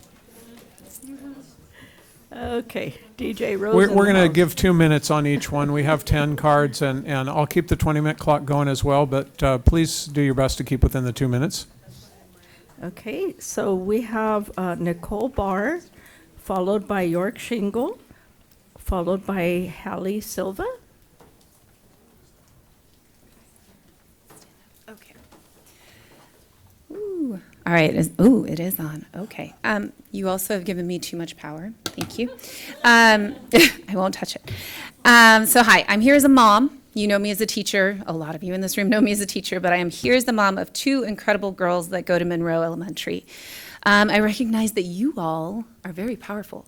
And I see this very strange pass-off responsibility thing happening, though, lately from one group to the next. And so often when I come up here, I witness people say, we'd love to help, but we can't make the call. It's the union's responsibility. Or we would love to do that, but that's the board's responsibility. It's not up to us. It's the superintendent that makes the call. And the blame shifting or responsibility and shift, whatever it is, kind of needs to stop. And someone needs to take actual responsibility for the inaction that's really causing harm to our students. Your inaction, your inability to just say we need to sit down and do this, which I think now is kind of happening. It's your inaction, though, with balancing the numbers at all the junior high schools and the elementary schools. Your inaction on addressing why kids are leaving some schools in droves and we're letting it happen. What? And then your inaction of looking at why we can't offer electives over the course of this kid's entire educational career.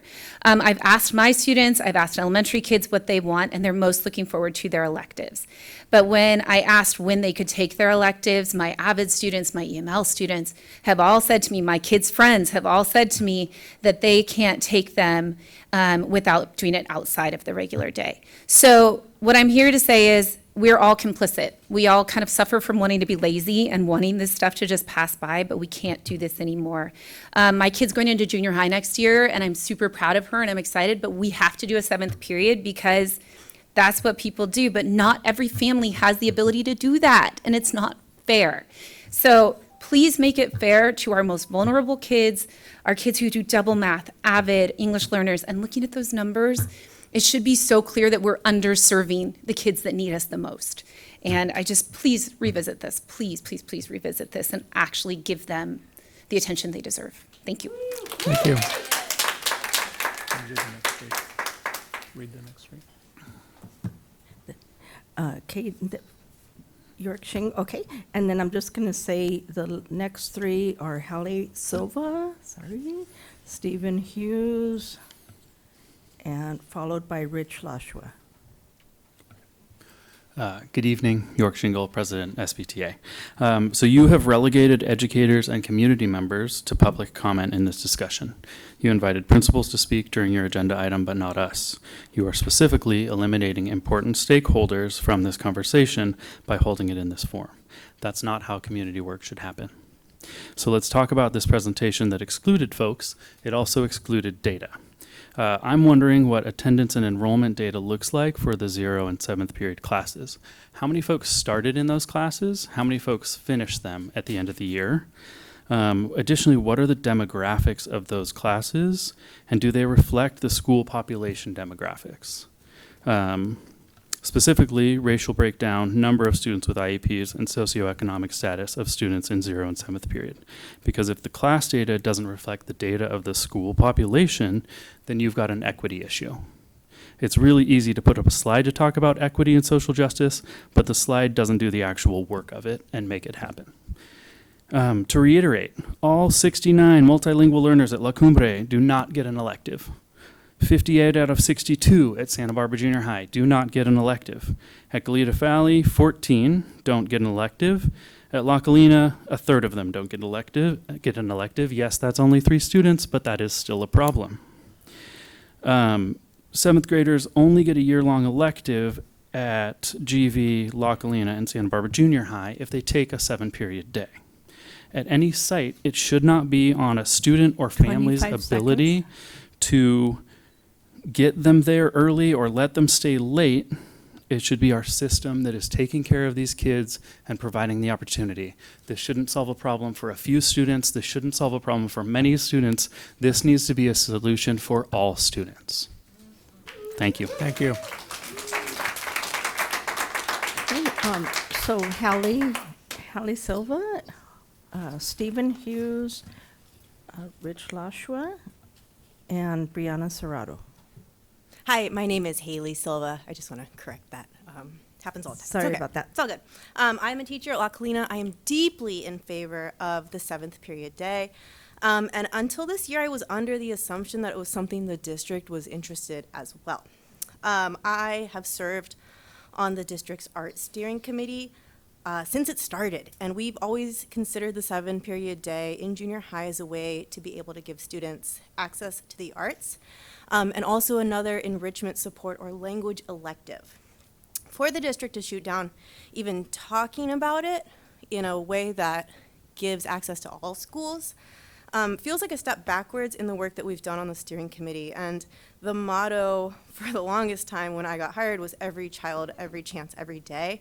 And it doesn't feel like we are giving students that chance. To have more periods, right, in the presentation, we saw that we need new classes. And I am actually a lucky teacher who teaches one of those new classes. So let me paint you a picture. I teach Intro to Sewing to 7th graders. I have 30 of them at a time, and that class rules.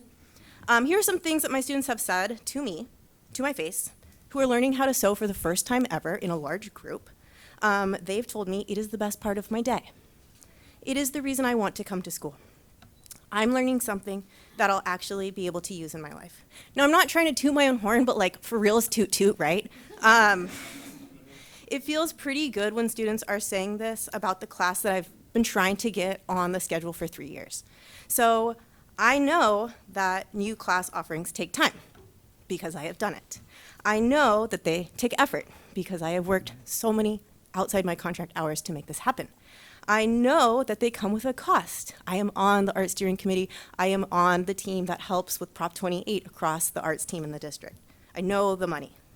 We're in a special era, though, where we can use Prop 28 to help alleviate some of the costs of the new classes. So when the district says they can't pay for new classes, please know I'm already one of those teachers. 20% of my salary comes from Prop 28 funds.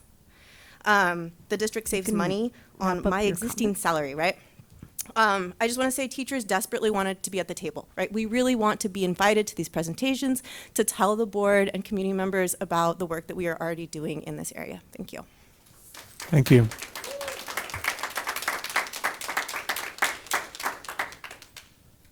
All right, got tagged in. I'm Stephen Hughes. I'm the music teacher at La Colina Junior High. A few years ago, maybe 8 or so, the district professional development had us look at a cartoon, a drawing, basically, about equity. And it had 3 people standing, watching, I think, a sports game or something. Anyway, there was a fence in the way. There was one person who was tall who could see over it. There was one person who couldn't see over it. And there was one person who, like, definitely couldn't see over it. And in the next cartoon, they had boxes, and they each could stand. And the tall person could easily see, wasn't a change. The middle person could see, and the shorter person still couldn't. That was called equality. Then the equity. The shortest person got 2 boxes, middle person got 1, tallest person didn't matter. So I bring that up because this is what's kind of being talked about with the different schools and what the programs are, right? We have this situation where students aren't. We have a barrier in the way, right? And one final drawing, there was one time where they just like completely eliminated the fence, right? And in my head, I went, well, that's ideal. That's a perfect world. That couldn't really happen. But in some cases, and I think in this case in particular, it can, right? We have to commit to it. But that's an equality issue that some students are facing, right? Right now, if you are an EML student, right, basically what that means in terms of arts participation is you have to work extra hard in order to learn an instrument or be in a play, right? You can't just go to school and do that, right? You have to take an extra time. You have to put extra time in your day. You have to take health outside the school day. You have to find another way around it so you can try to do that. Same as someone else might just get to do it, right? The inequality is real and it's right in front of us. We have to get rid of the fence. Thank you. Okay, so after Rich Lashua will be Brianna Serrato, Janet Emery, and Moni DeWitt.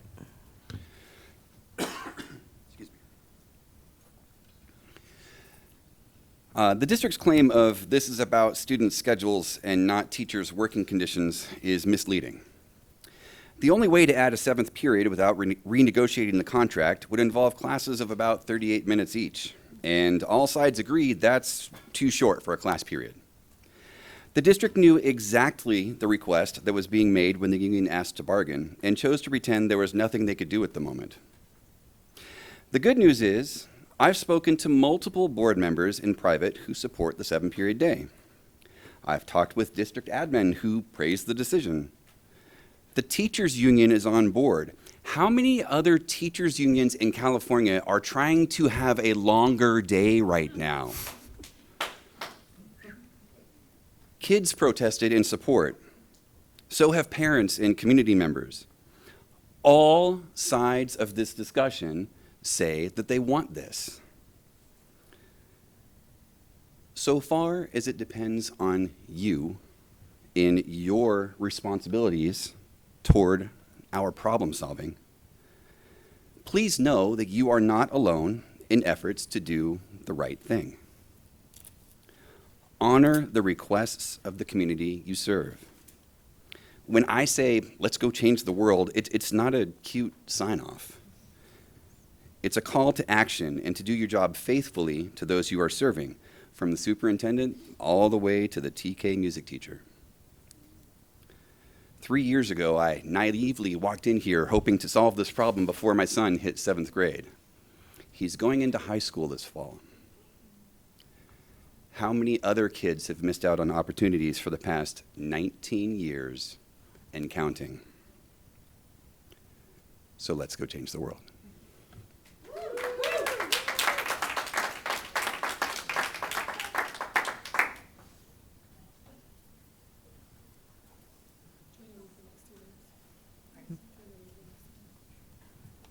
Okay, and after Brianna will be Janet Emery, Moni DeWitt, Kate Lambert, and then Kat Ross. Hello again. My name is Brianna Serrato, she, her, Aya, and I am once again asking for 7th period to be brought back to the junior high master schedule so that all students get at least one elective class.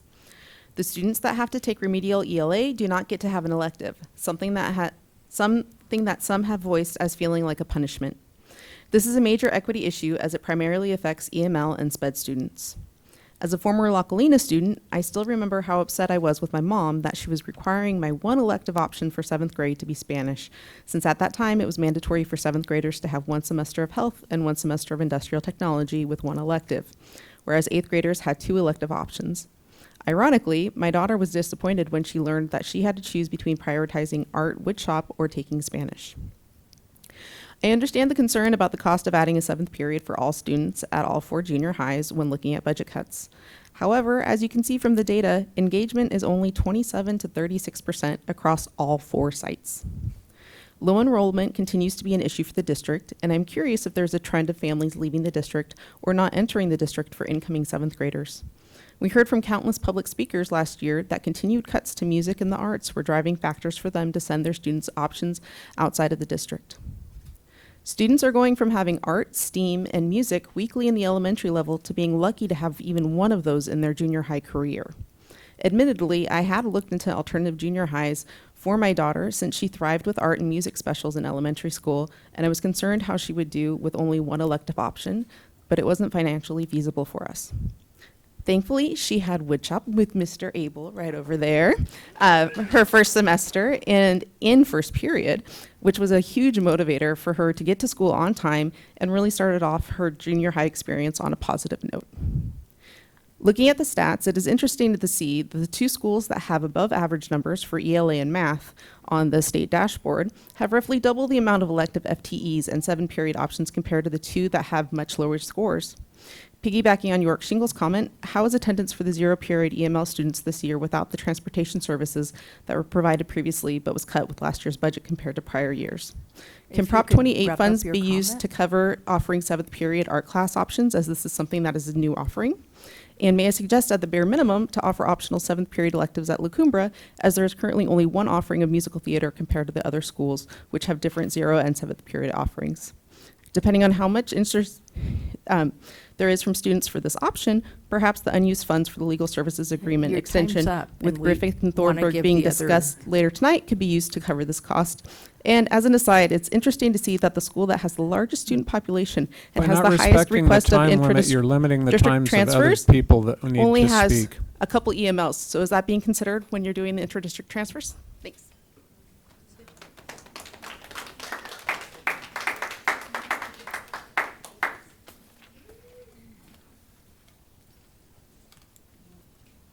Hi, good evening.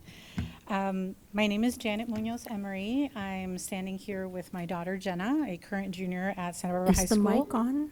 I think. I'm sorry? Oh, is the mic on? Is it, am I not close enough? Oh, there we go. I'm so sorry. I'll restart. Hi, my name is Janet Munoz Emery. I'm standing here with my daughter Jenna Emery. She's a current junior at Santa Barbara High, and our dear friend Diego Vinoli, a current sophomore. I'm here in support of adding a 7th period to our junior highs. When I reflect on my own school experience, there are a few teacher names that still bring warmth to my heart. Jenkins, Wilson, Taylor. When I reflect on my child's experience, there are a few more. Lashua, LaFace, Larson, Ortega, Heitner, Jenkins, Hughes, Martinez, Aguilera, and Ravelli. What do those names have in common? They're all teachers in the arts, primarily music, as you can tell. Expanding the schedule to include the 7th period would allow these programs to regain time, flexibility, and reach. But more importantly, it would give students something even more critical, access to belonging. For some students, school is more than academics. It is safety, it is stability, it is one place where they feel seen and valued. I know this because that student was me. Music was not just an elective, it was my refuge. It was where I found discipline, mentorship, and heart. And for the students standing here today, music is where they have found their identity, their passion, and their voice. A 7th period is not just an added class, it's an expanded opportunity. It's expanded mentorship, it's expanded safety. This decision will impact not just current students, but generations to come. Thank you so much for your consideration. Thank you. Okay, now we will have, yes, hi, hello, Moni. Hi there, Russ. Hi. Ms. And Munoz. Followed by Kate Lambert and Kat Ross. Opportunity here to speak. And yes, I'm very concerned about our students with learning differences. When I look at the junior highs, I can tell you that at Santa Barbara Junior High, the scores for ELL students with learning differences is 10% are proficient and only 7.4 in math. We go to La Colina, 26 and only 17 in math. We go to La Cumbra, 18 are proficient and 17 in math. And we go to Goleta Valley, 14 are proficient and 11 are in math. Now, these numbers are pretty scary and pretty low, and what makes them even somewhat darker is that we know, despite our good efforts, so far we've only been able to train about 16 teachers in our K through 2 space. We don't do the same training for these older ones, so these are curriculum casualties. They're probably 2 or 3 years behind, and they may not catch up. So I keep hitting this thing, sorry. As a neurodivergent person, when you are that far behind, it does affect your self-esteem. It's hard to be motivated, but luckily, electives, many people with learning differences actually excel in the arts. They have gifts there, and it's really important. Something weird's going on here. It's really important that they get to develop those gifts, recognize those gifts, be seen among their peers as good in some of these things. Without that, the engagement is very low and the absentee rate is high. And the magic number that I saw on the screen was 1.5 million to make this happen across the board, and that seems to be the same number that we gave to administrators, our superintendent, cabinet, when the teachers got the raise. So that's just a kind of awkward coincidence. And the other thing I would say, despite all the good things happening here, if we don't have the resources, I would like us to go to an abundant level and go talk to the sheriff. He's 21 million in overtime. Some of that money could come here and be proactive. Thank you. Thank you. Hello again. My name is Kate Lambert, and I am here to talk about the 7th period day. I'm actually a high school teacher, and I think that the 7th period day is very important, actually. It impacts the high schools. If you do not get access because you speak a different language, because you need to go to an IEP class, like an individual instruction, then that means that you enter high school without those skills that other students have already developed. You are not going to be able to jump in with everyone else that's going to go to their new electives. You don't even necessarily know how much you like woodshop, music, dancing. You haven't even tried it yet. You don't know if you have the confidence to do it at a school, to dress out for those things, to go and do a performance for a school. Oh my God. If you don't get a taste of it in junior high, how are you going to make it to the high school and be able to do it? It's very hard. Teenagers, that is a difficult step for them to take. The other thing I want to say is that data just showed me how important a 0 and a 7th period, maybe we need an 8 period day. Seriously, if that many kids need to take those classes, want to take those classes, and teachers want to teach them, why are we limiting it? It's just like when we got rid of the forced dismissal. It didn't make sense to say, we're not going to offer you everything you need. Let's offer it to everyone. And if you look at the special ed numbers, it'll be 20% of special ed kids who will take the extra electives, who have the time, transportation, family financial support in order to go to those 0 and 7th period. Please do not discount those kids. They need it just as much as anyone else, if not more. Let's make sure everyone has access to a 7 period day at the junior high level. It will bring back our arts programs. It'll even allow them to flourish. Thank you so much. Thank you. Okay, Kat Ross. Hey. Thanks for listening to me. The 7th period day is a really great way to help the 619 students that we just saw in that presentation who don't have an elective. That's a lot of students, actually. That's a lot of students. 619 students that we're not serving at all in terms of their elective access. What a great way to fix that. And luckily, we have Prop 28 money. Oh my God, it's so great. We have special money that's for hiring new teachers to teach in the arts. So like art and music and dance, which we don't have much of at the high school, at the junior high level. And we can offer all of these things with this special money that is offered to the district and that hasn't been fully allocated yet. So this seems like a really great win for us. We have money and we have a need. Wow. And we have all the support. Seems great.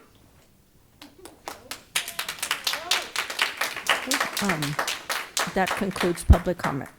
Okay, thank you. And now I can come back to talking about how we're going to do questions and comments. So just want to make sure that our principals and presenters are available, and we'll take turns from the board members. I do want every board member to have an opportunity to ask questions, and we're going to do questions first, and then we'll start our comment and discussion amongst just the board members. So at this point, is there anyone that would like to start with their questions?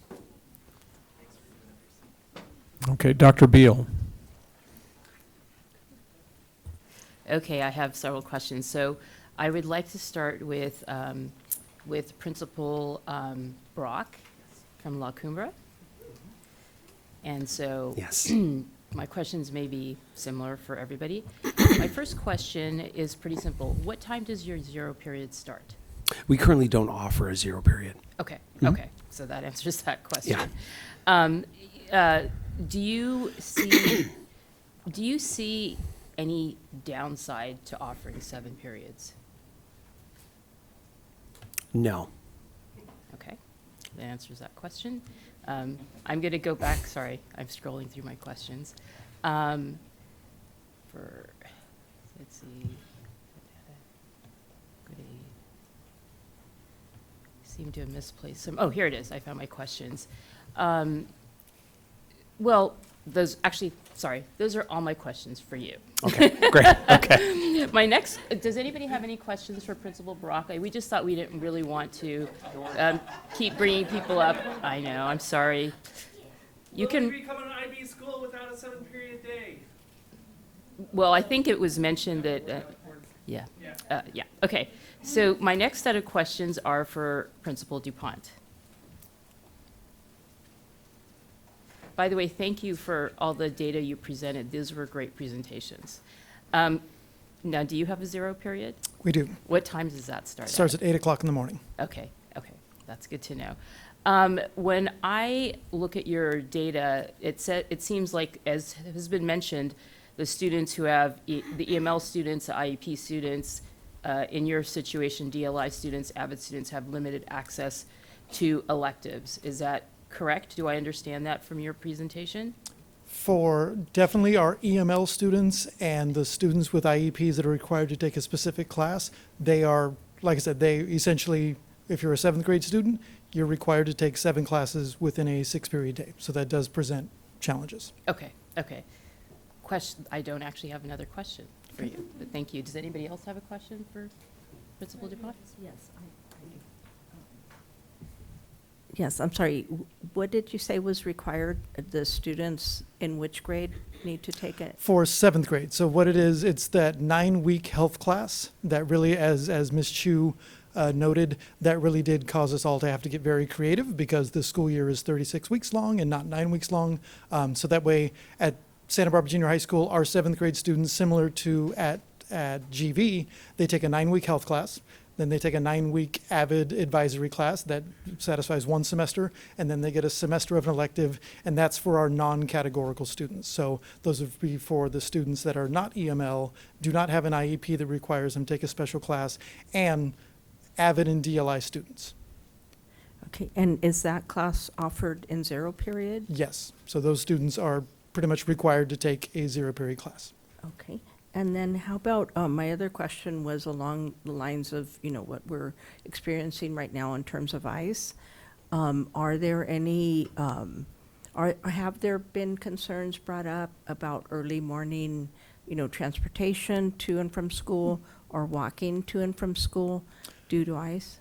On those mornings when we do get the alerts, Yes, those concerns have been brought up, yes. And has there been support, at the school? Yes, for- anytime that we get one of those alerts, there are district cabinet members that are at my campus, and we are Excellent. walking the perimeters. Our campus safeties are going down to the bus stops on Milpas and then farther on down Coda. Great. We've called families and said, look, with your permission, we'll come and pick up your son or daughter and bring them to school. Awesome. Nobody's taken up us. Thank Nobody you. has taken us up on that offer yet, but the offer has been But made it's many there. times. Okay, thank you. That answers my question.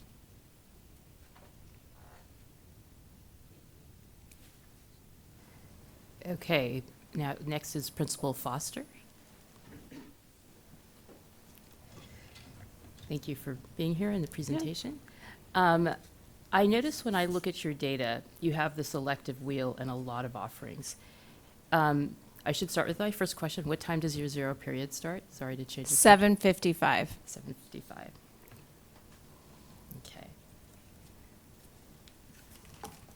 Okay. With your elective wheel, which it looks very rich, how many students can take a full year of many of those electives?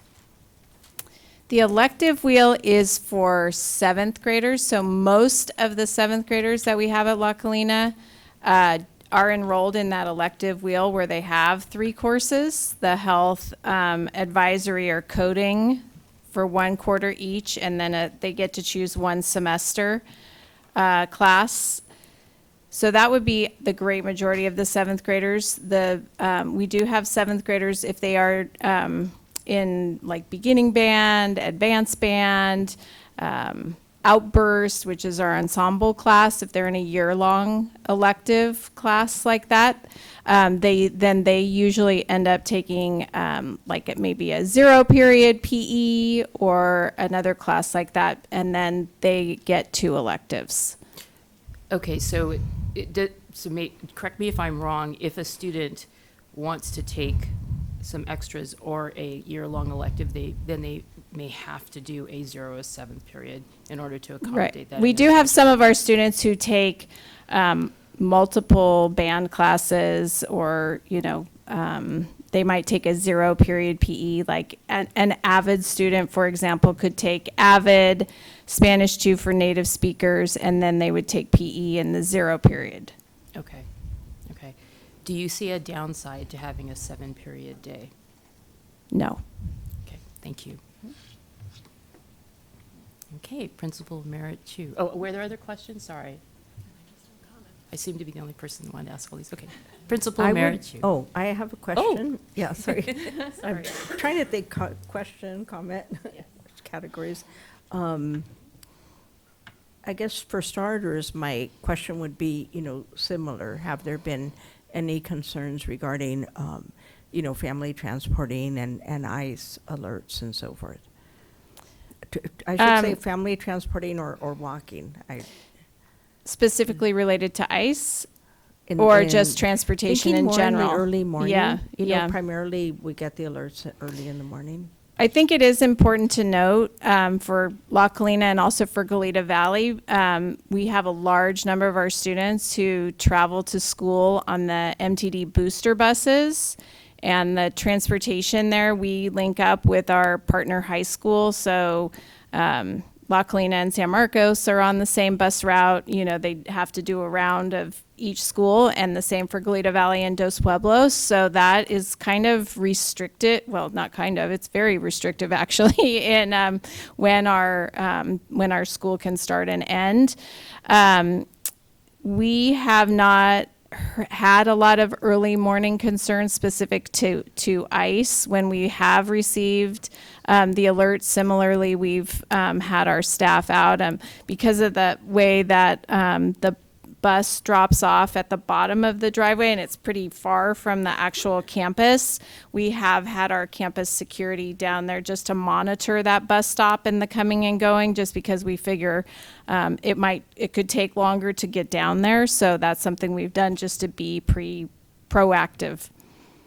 Okay, and as far as, students with the MLs and IEPs and such and AVID, has there been a lot of interest in 0 period You know, it's, well, 7 period, and then, of course, 0 I think period. it really depends on the family. You know, I think it's important to note too that even sometimes families are offered a 7 period and they don't choose to have their student enroll in 7 periods. Many students in Santa Barbara have a whole range of after-school activities, you know, sports, community, church, all the different things that they do. So not every family chooses that option as well, even if they are offered it. Some families, you know, are concerned about their student having the stamina for a long day of school, you know, too, especially as they're transitioning to junior high where they're going to changing periods and all those kinds of things too. So we really try to make it kind of individualized. Like students with IEPs, we make those decisions when we have the transition IEP meetings in the spring of each year and really kind of customize that. Obviously, like IEP stands for Individualized Education Program, so it kind of depends on the need of each student and family. Excellent, thank you so much. Okay, Principal Merritt. Again, thank you for the presentation. So I'm going to ask the same question. What Yes. time does your 0 period start at? It starts at 8 o'clock and it runs 4 days a week. Thursday's the one day we don't have 0 period. Okay. When I looked at your data, it looks like, I mean, everybody's making a really huge effort to offer extras to students who may be limited by their interventions and extra classes. But I do know that it seems that even at Goleta Valley Junior High, there's students who are offered a 7th period. However, having said that, when I did the math, basically only 23% of students right now have access to a 7th period. So that seems, so I guess my question is that a limitation of the schedule that it's that low?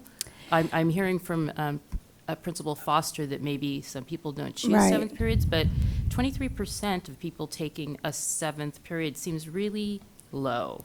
Well, when we look at a master schedule and we look at what we offer, I mean, thankfully at my school, shout out to my teachers. I have 5 teachers that choose to teach 0 to 5, and then all the rest of my teachers teach 1 through 6. So when I look at how many spaces that provides for students, then we go through that list of prioritizing that I showed you on my chart there. And I can pretty confidently say that every student at my school who wanted or needed 7 periods had that option. And I have 2 students with IEPs and I think 6 EML students who chose to have 6 periods instead of 7. They could have had the 7, but that was very particular meetings with families and based on specific things for those families. But everybody, so out of, I think I have about almost 200 students who have 7 periods. And those are all students that either need it in order to have the elective and their academic support, students who wanted a year-long elective. So I think we met what the requests were for all of our students. Okay, thank you for that. There was a question about transportation issues. It seems from my point of view that if everybody is on a 7-period schedule, transportation actually becomes quite simple. Am I missing something? Well, I here? wish it were that simple. Well, and I know for La Colina and GV, we are at the mercy of MTD for the most part. They tell us what their schedules are, for who they have drivers for. We also have to coincide with the high schools. So our buses are shared with Dos Pueblos High School. So MTD runs a route that accounts for dropping off and picking up both for the high school and us. And they need a 30-minute buffer. So they basically tell us what that time can be. We've worked really hard with them to try to get. Right now, we're having students dropped off 30 minutes early every single day to meet their schedule, so we have to provide supervision for that. We also have students staying late for bus schedules. We have to provide supervision for that, and that's all to meet MTD. And MTD flat out has told me that they do not have a driver for the 0-period bus, so that's why we don't have it. Sorry, that's all the questions. Okay. Thank you for answering those questions. we'll just make sure everyone has a turn on their questions. Is there someone that'd like to go next? Yeah, I think there's more questions. I apologize for not asking this sooner, but maybe one of the junior high principals or someone from district staff can give me a little bit of insight into the process for deciding which 0 period and 7 period classes are offered. I mean, we really have to go off of what our staff is willing to do. They teach 5 out of 6 periods. And so if you're a teacher that is teaching 0 period, you're done after 5th period. We can only have them teach, their 5 out of 6 has to land between 0 and 5th period. And teachers who start 1st period, they go 1 through 6. So their 5 periods happen within that time frame. So it's really which teachers will offer to start earlier for the 0 period. And I imagine it may change from year to year what's offered in 0 period or 7 Yeah, it's a period. combination of what teachers will teach that, and then we do also have to have, obviously, the students to fill those classes. Okay, thank you. One other Yeah, note on that, please. there are certain classes that you can't offer outside of the school day too. Core English, math, science, social studies classes. You can't offer any classes for students with IEPs outside of the school day, or the ALD or the EML classes outside the school day. Those have to be offered within the regular day. And AVID. Thank you. Yep. Yep. Principal DuPont. I also want to reiterate what I said during my slide presentation, that I prioritize things like journalism, jazz band, leadership, where none of my 7th grade students can take a full year-long elective, periods 1 through 6, and those are programs that absolutely need, I think of it as 8th graders are the varsity squad who are teaching the 7th grade JV squad. Here's how you become an ASB student, here's how you be a journalism student, here's how you be a jazz band member. So classes that need to have both 7th and 8th mixed together, that's where I just prioritize putting those in 0 and 7th period. And so when you prioritize those, are you going to particular teachers to work with them to make Yes. sure it works for their schedule? And For those particular ones, there really is only one teacher on campus that is interested, credentialed, or willing to do so, and it has been so during my time there. So fantastic, thank you. I don't know who this is for, but it's about transportation in general. Maybe this is you, Dr. Maldonado, maybe it's someone else, but obviously not the first time we've heard about the lack of flexibility from MTD when it comes to some of our routes and how it affects some of our schools. How does this play into our contract with Zoom and our ability to offer additional routes? I know that we did have some cost savings from the fact that it is far more efficient. We were able to have access to a lot more data so that we could plan our routes a little bit better. Are there opportunities for us to offer additional transportation options? Because it does sound like even with the 7-period day, that's going to be something we're going to have to work through. So I think I heard 2 questions. Mhm. Do you want to start with MTD? Yeah. I have met with MTD as recent as probably about a month ago, and they're a government agency like us. Their funding is also, government money, so they're low on drivers, and they do have a challenge serving both the public, the general public, and our students. So the buses that they offer for Booster are really an additional just public service. They are not a school bus company. And so what we get with them is just basically an agreement. It's not, we don't even have an agreement. They just know that we are gonna transport students. So they don't consider themselves a public school bus transportation. That's why we have to work around their schedules. So I don't know that we have a lot of flexibility because they have their own challenges of creating bus routes. As for Zoom buses and transportation, I think the decision we made to cut the Goleta bus route was the low ridership that we had at that moment. And I can't recall the amount. Do you remember the amount, Clancy? The amount of the cost? Yeah. But I think it was like $100,000 or something for the bus. I think part of that too was we had a low number at that time, but I do think part of that was the first time that Zoom was being offered, and there was a lot of challenges around communication and figuring out a route, and so it didn't really quite get off the ground. Yeah. from that. But, so that's about a route, about $100,000. So we would have to probably map out, and as you know, the families don't all come from the same houses for 2 years. And the challenge with junior high is half the student population changes every year because they only have 2 grades. So the routes would change every year. So the cost would be a little bit hard to predict depending on where we have to bring students from. And then we would have to consider what happens to the high schools if we go to Zoom transportation for junior high schools. Can I just ask another question about the transportation? So, you know, MTD doesn't do I'm going to deliver your child to the house, right? It's from point to point.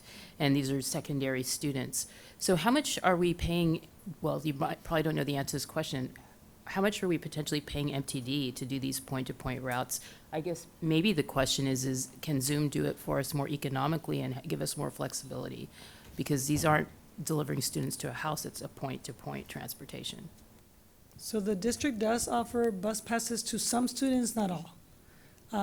And we would have to get that information. I don't have it ready at our fingertips, so we would have to bring back how much we're spending in bus passes for those students. And then the second part of your question, sorry, can you? Well, can Zoom actually be a partner for us? Because it seems that, well, will be a comment, but That's I'll okay. just, But I yes, just see they that can be. if MTD is going to be the thing that takes this down, I'm not sure that makes any sense. Well, they're just not a student public school bus company. I don't want to beat MTD down. They're a general public bus service. I think that the question really for us is, can we do a comparison between bus passes and Zoom costs for the amount of students we would have to transport each year, knowing that it will change every year given the students we would need to transport. So yes, we can try to do some cost comparisons and try to figure that out and bring that back. Yeah, mainly I'm saying that transportation feels like that shouldn't be the limiting factor to what we offer in our schools. I mean, it is in some ways, but it just sounds, it doesn't sound quite right that there isn't some way we can offer, you know, a regular 7-period schedule and have our transportation work with us in an effective way. I'm not sure if it's a question, but it is and it isn't. I think what we heard from the principals, it is, and it isn't a limiting factor. So there's the shift of the population of the students and where they're coming from. And remember, Goleta Valley and La Colina serve students all the way down to Isla Vista. So there is quite a distance for families and students to have to travel. You have other, okay, so everybody's had their questions. Okay, so Rose, do you have questions? Yes, I guess my question would be, and this is, my question would be how much would students want to ride Zoom when they're in junior high?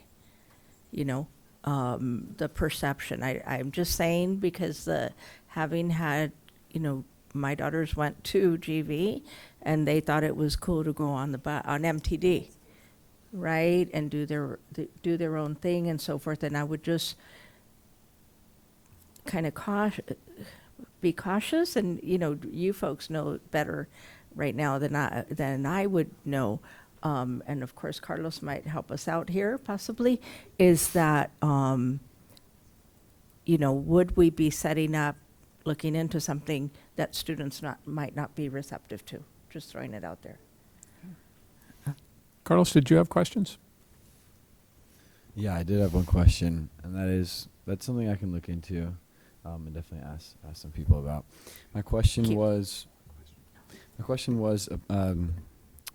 if anyone could speak to the parent input side. I heard some, concerns about parents having concerns about student stamina or other extracurriculars separate from school.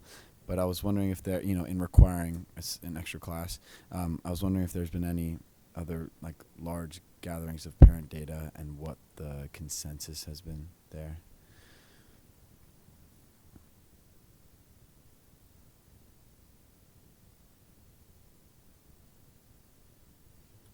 Up to this point, we have not done a widespread parent survey across the district to each of our school sites, but that is something, if there's consensus around gathering that input from the board, that we could come back with and provide you with. All right, thank you. Okay, I have a couple of questions. First of all, can somebody real quick tell me what the current, there was a change not too long ago about state time, start time mandates to make sure that junior high school students are starting after a certain time. Is that still in place anywhere?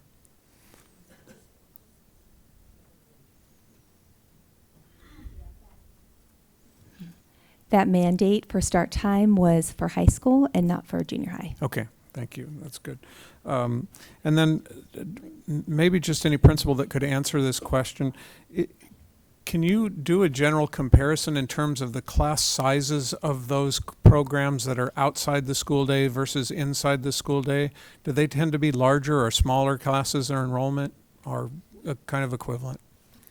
So let me make sure I understand your question. So for the current offerings that occur either in 0 period or 7th period, what's the average class size? Well, how are they comparing to other class sizes? Okay. Just are those classes larger than particularly in the day or smaller? I know a band class might be a larger class or something depending on the school, but Yeah. So is there a pattern that's discernible there? yeah, so I'm going to go ahead and let our principals respond to that so they can speak to those class sizes.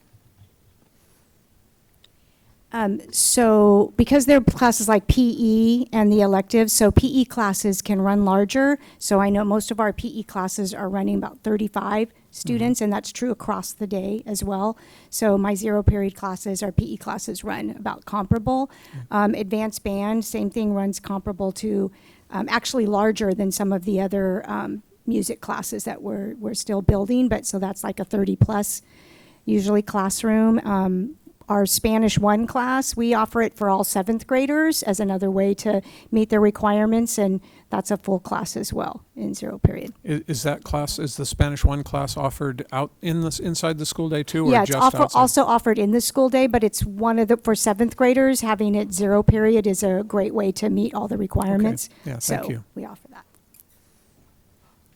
I think with any master scheduling, you have to be efficient with your staffing that you have to. So you need to make sure you can't just have classes because you want to or because the students might want them. You have to be able to fill them otherwise, and have teachers who want to teach them in the 0 period as well. Right, thank you. And one other question that may seem a little off the wall, but among the junior high schools, are there special education classes that are for the more moderate, severe, or severe that are spread in different schools, where maybe a student that lived in your enrollment area is going to a different school to be involved in a more severe, mod severe, severe class? Yeah, so at GV right now, we do not have the ESN, the extensive needs, which is the higher needs program. So students that live in our attendance area that need that level of support are having bus transportation elsewhere. I think there was a decision made. We have the GROW program, which is another level of need. So each of our schools have a program for what's more extensive or higher needs. And so based on that, we have some students that take a bus. I'm glad that you're up there, because it was actually a comment you made earlier that had brought that to mind. You talked about the relatively high percentage of students with IEPs that are getting their services within the regular school day. And I just wondered if that was somehow connected to the distribution of severity of qualifying conditions. So just a curiosity. Yeah, most of those students are in the mild to mod program. We do have some that are also in the GROW program, but they are able to get their academic needs within the school day. Okay, thank you. Are there any other questions? We've all had a chance. So we'll roll this over and open it up to comments. Is there anyone that would like to go first?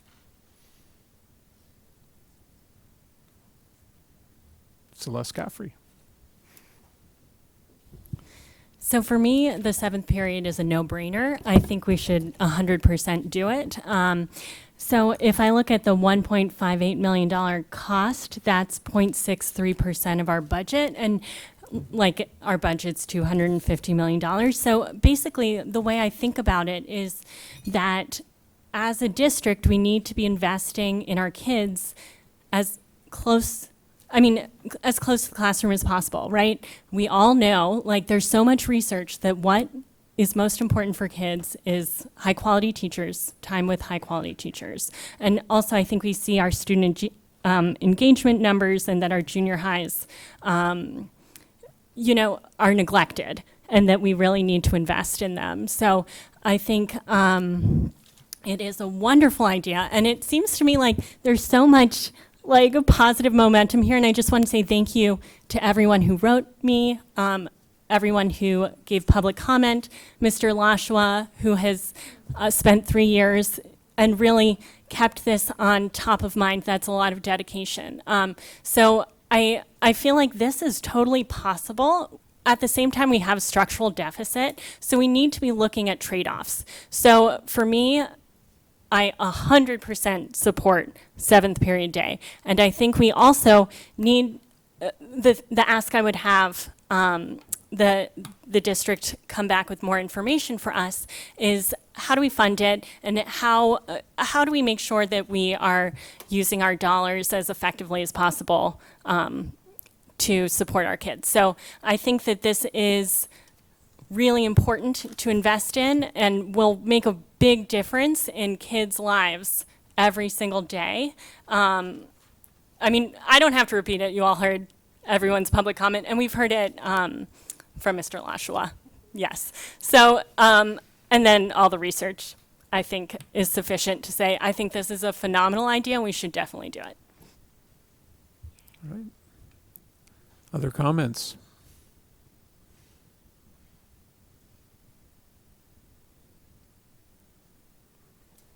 Okay. I would concur with Board Member Caffrey that this is an investment in our student education. And all of the letters that I received, and there were teachers, there were community members, there was one student, there were several parents, did show support for this. I mean, obviously it's a small sample, but many of the letters talked about their positive experiences during middle school, having access to electives, and I have to say that was true for me. And so I haven't heard, I know that when you change a system, that is very difficult, especially I can understand at Goleta Valley and La Colina that you've built a system to try to accommodate as many students as possible. But I think this change, even though it may be challenging, and it costs money, but what is our school budget for? It's for our students. That this change should happen, needs to happen, and I think it will have many wonderful things. When I look at our statement, which I must say after 2 years still kind of puzzles me a little bit, it says, we prepare students for a world that is yet to be created. And really, sometimes I think if we're going to stick with that statement, maybe we should modify it, and we should say, we prepare students for the world that they would like to create. And we need to give them those tools, and that is important. I'll make another comment. These discussions are very different to have in board meetings, and I understand the frustration about not being able to have everybody who has a stake in this to be able to present, whether it be students or parents or teachers. And I think, to me, that really speaks to the fact that a lot of our public comment tonight really had to do with how do we look at student outcomes and how do we make decisions that we all agree will improve student outcomes. And so at some point we should talk about an outcomes committee. That's the end of my comment. It's outside of this area. Thank you. All right, who's next? All right. Oh, no. I'm sorry. I'm going to call on Carlos first. You're going to be next, though. All right, so I had just some points that I wanted to contribute, just things to keep in mind in yeah, they're really just some topics and ideas that I had heard from students in some preliminary kind of discussion that I had with peers at my level and the high school level, and had gone through junior highs, things that they had mentioned, some nuances that I'd heard. So yeah, and really started with generally the students love the idea. They love the idea of having, making sure, everyone got the chance to take electives, especially those who otherwise don't or otherwise couldn't. There were concerns about, mandatory classes, making sure, student stamina, making sure students are actually motivated to have this extra hour in school. And so, different ways to go about that. I do look forward to doing further, having further input from students themselves at the junior high level. Currently, other concerns about schedule changes causing conflicts, things that I mentioned before. But really going back to that general idea of the students loving the ideas. And I think another thing that I wanted to contribute and just to mention was that it's not just us, making a space in these schools where in an environment where students want to go to school, where students are excited for these types of classes, but also introducing lifelong skills and hobbies and interests. I just took a ceramics class. It was my first actually art class. I was so busy with APs and stuff like that all throughout high school. It was my first art class, and I had my teacher, Miss Barnes. She reached out to me at the end of the semester with different ceramic studios in New Haven, where I'm going to college, so that I can continue doing that stuff, because I had indicated to her that I was interested in that kind of interest in continuing, and so. That was something that was super special to me. And so that idea of having something where students can, that starts with our district and then continues for the rest of their lives.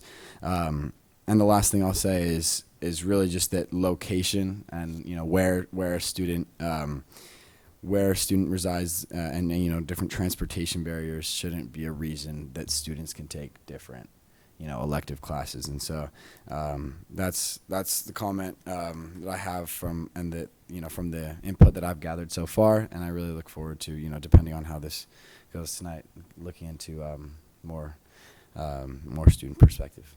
Thank you. Thank you. Okay, we'll take it to Rose now. Boy, Carlos. Right? You took me back just a few years. I know that, actually it was for me, my favorite was food class, food prep. I actually took the one class with my brother, and my daughter she's still best friends with Maria, who was with her at DP in food class, and their teacher and such, which they went for letters of recommendation and all that. What I'd love to take is woodshop someday. My dad. Hey, I would love to. I would love to. My dad worked with wood, so just the smell of cut wood is like, I love it. But anyhow, I would want to know more about, the students, the different schools, and also what we can afford to do, because it's a big ask. I think it's, I know that it's the students, how many students are going to want 0 period, how many are going to take 7th period, and such, and their parents and guardians, in terms of having, 2, 3, 4 students in a home and so forth, and the different school schedules, and the teachers, right? As we were saying, like teachers during being willing to teach either early or late and their schedule. And then, of course, the good old, what can we afford and what can we sustainably do? I'm not sure. Sorry, my English is my second language, and it's been a difficult week and whatnot. So what can we start, what can we keep going to, and stuff, just in terms of the budget and what's to come. I am concerned about how we can do this and also keep a reserve within, a reserve that will keep our school district going. And I would wonder about, like having this pilot at one of the, at one or two of the schools and such. So those are my concerns is I would, if we had money and we had the room for it and the reserves and healthy reserves, then I would say, just magic wand, let's start in this fall and stuff and at all the schools. But I'd want to know that. I'd also am concerned about the transportation to get students to back and forth to school reasonably, and then not have half-empty classrooms, and such. So I do have several concerns. I know that from the public comments and the teachers, it looks like, to me, like music and band and art seem to have the, theater, have, pardon? Woodshop. No, I mean, woodshop for sure. Have, enough interest to have a class, right? But I am interested just overall in I don't want something that we're going to start with students and then not be able to carry through, which, could backfire. I forget, I was going to say about, like I also like the transportation, and, being able to sustain 7 periods for our students.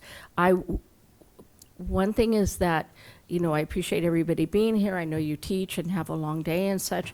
I'd want to hear more from like the parents and guardians, grandparents, for example, that need to get the kids up in time for school, and then also how that's going to affect things at home with meals and such. Okay, looking at Brianna over there. And so that would be a concern for me too.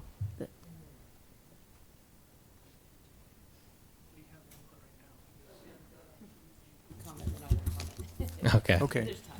All right, Gabe, then Sunita. Okay. I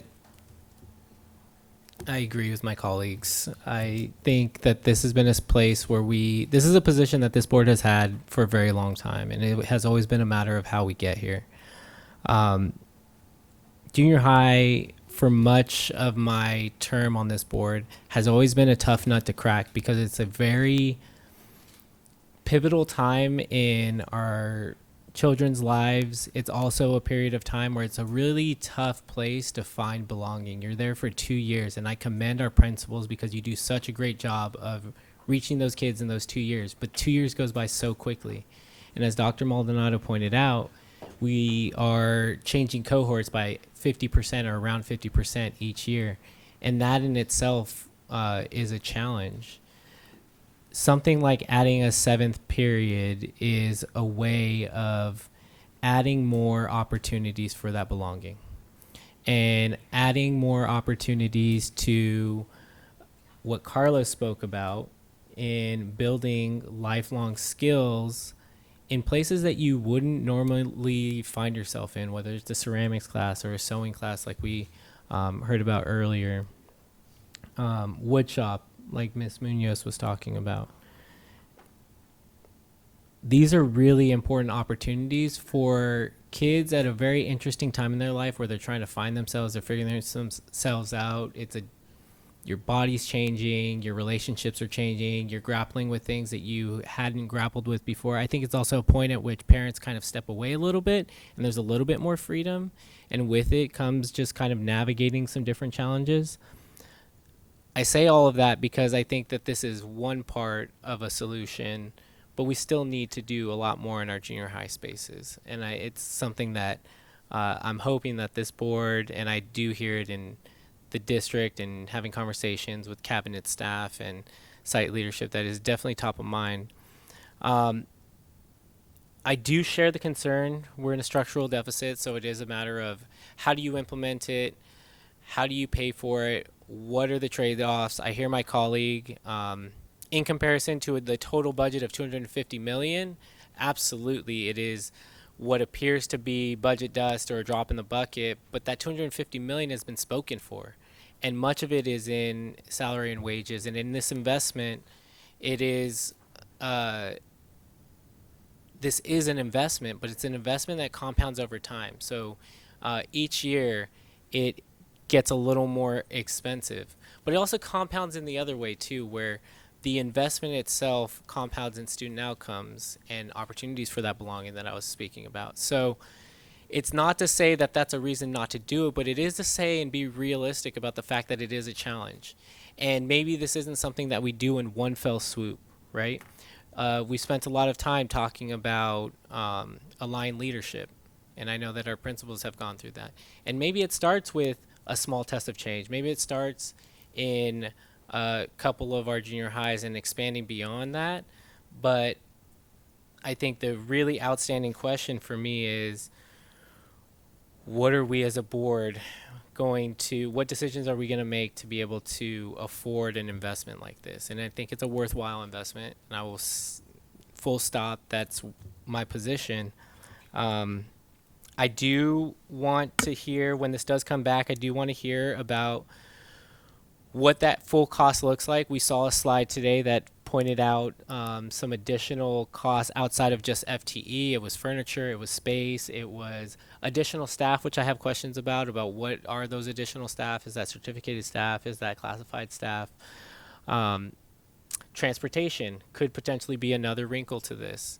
So I do want to hear a little bit more about the costs. We're already going to have to address our structural deficit.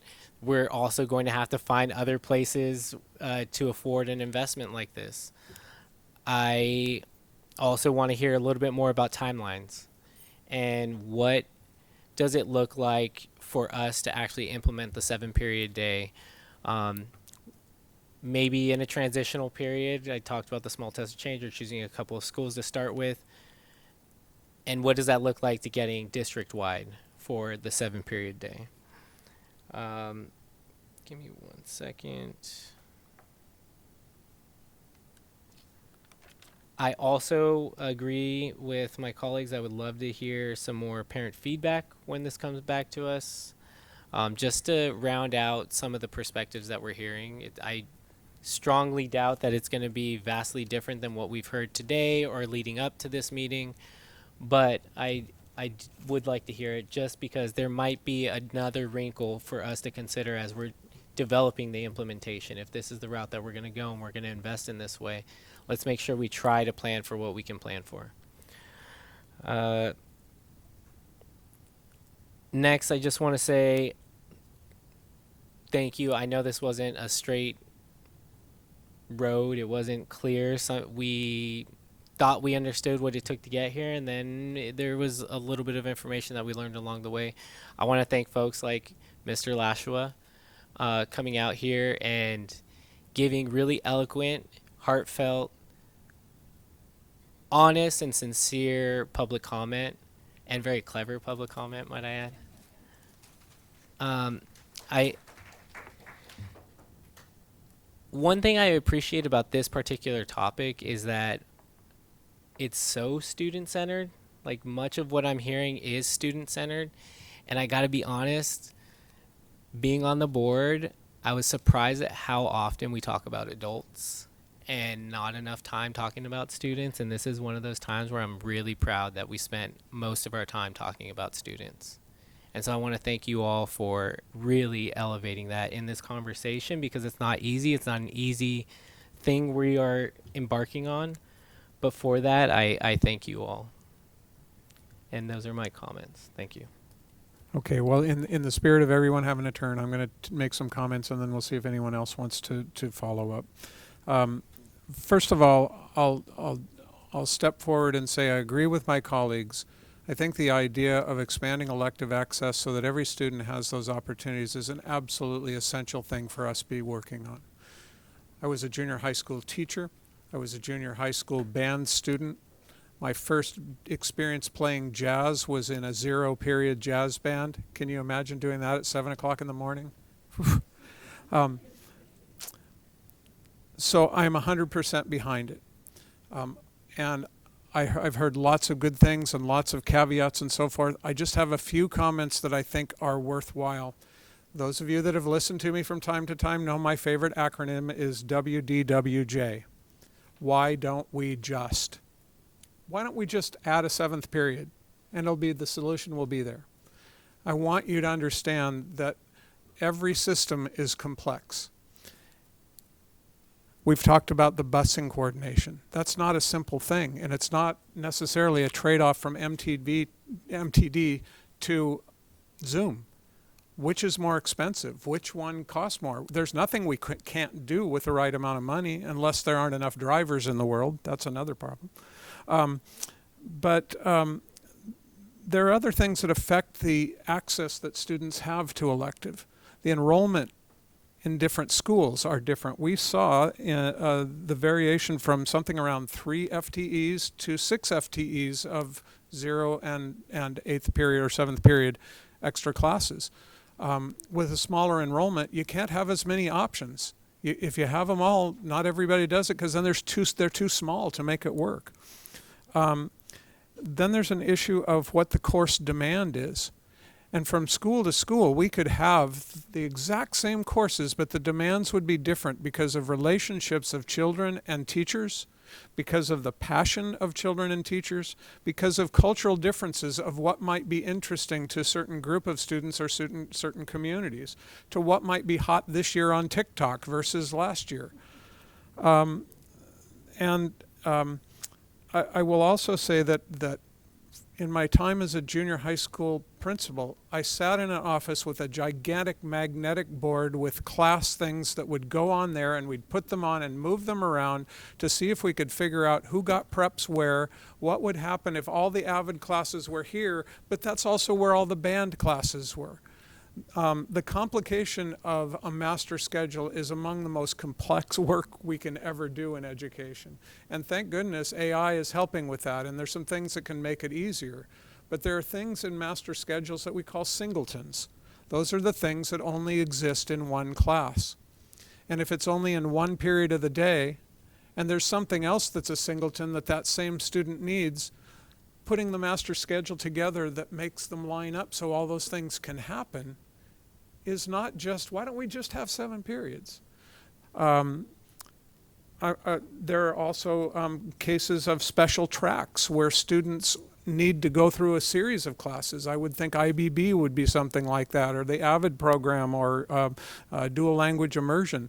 All of these things it's like a pile of yarn that's just mixed together and trying to find how to make it all work. High enrollment classes have impacts on master schedules. If you have a period that has a couple of high enrollment classes, then you got a whole bunch of teachers that are either going to have small classes or a whole bunch of preps during that same period.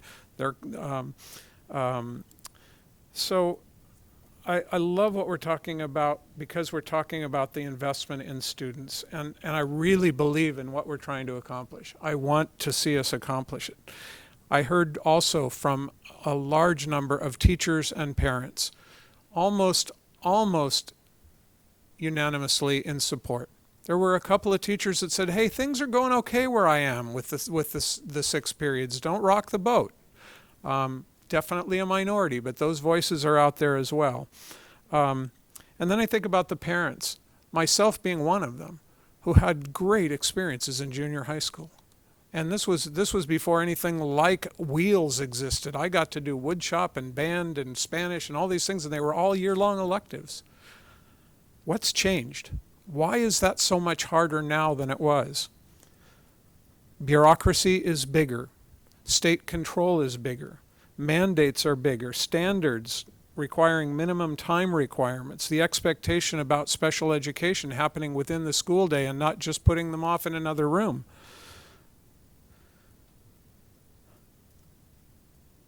Open enrollment is another thing. You know, we went to school with kids that were in our neighborhoods, and I know we have groups of people that are wanting to see that happen, but what's happened is the neighborhoods have changed. The way the population is distributed has changed.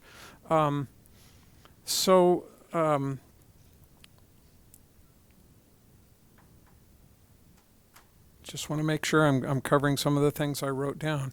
I love what Gabe said. This is one part of the solution of things that have to become universally better.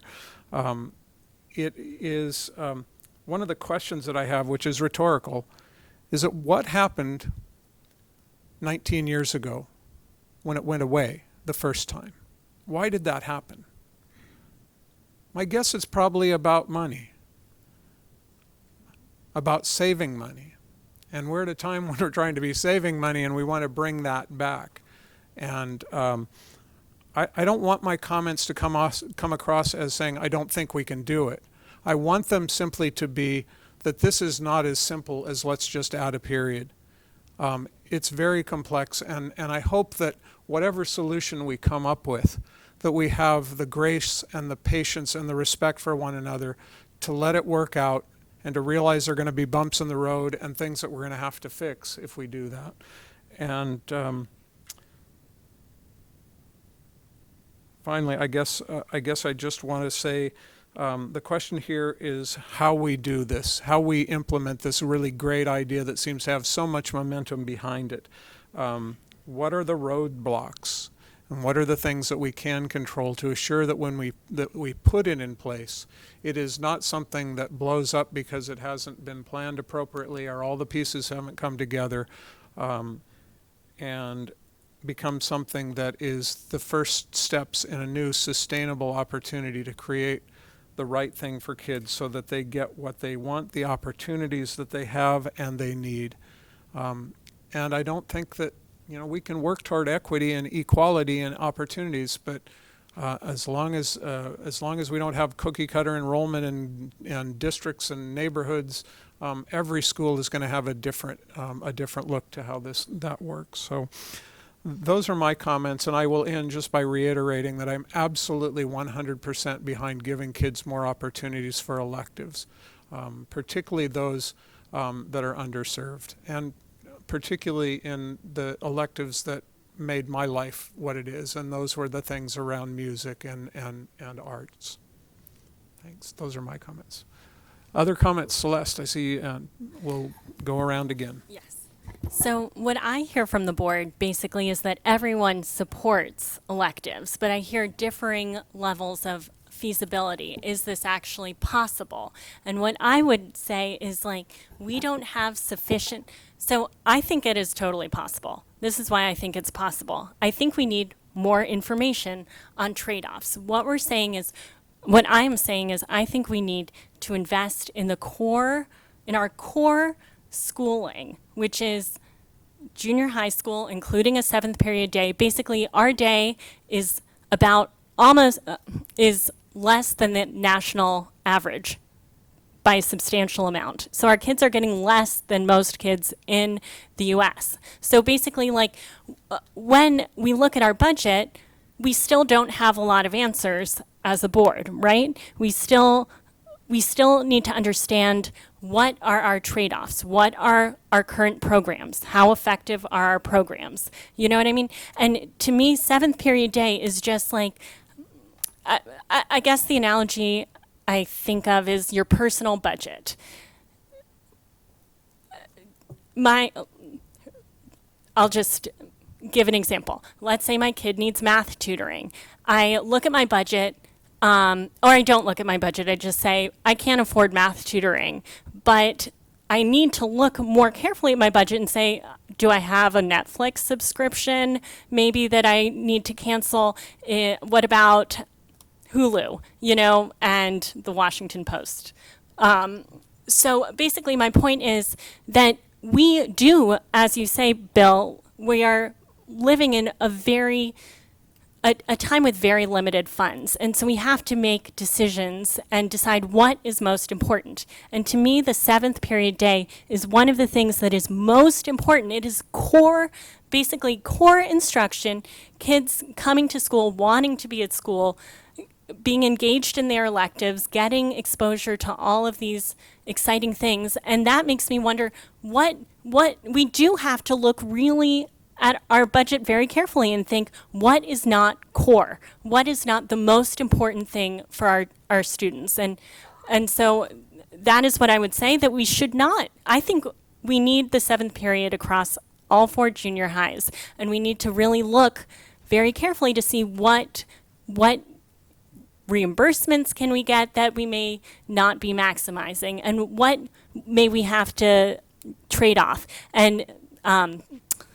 And I guess my last point is, I forgot my last point, but I'll come back to it. But I think that this is core and essential. My last point is, sorry.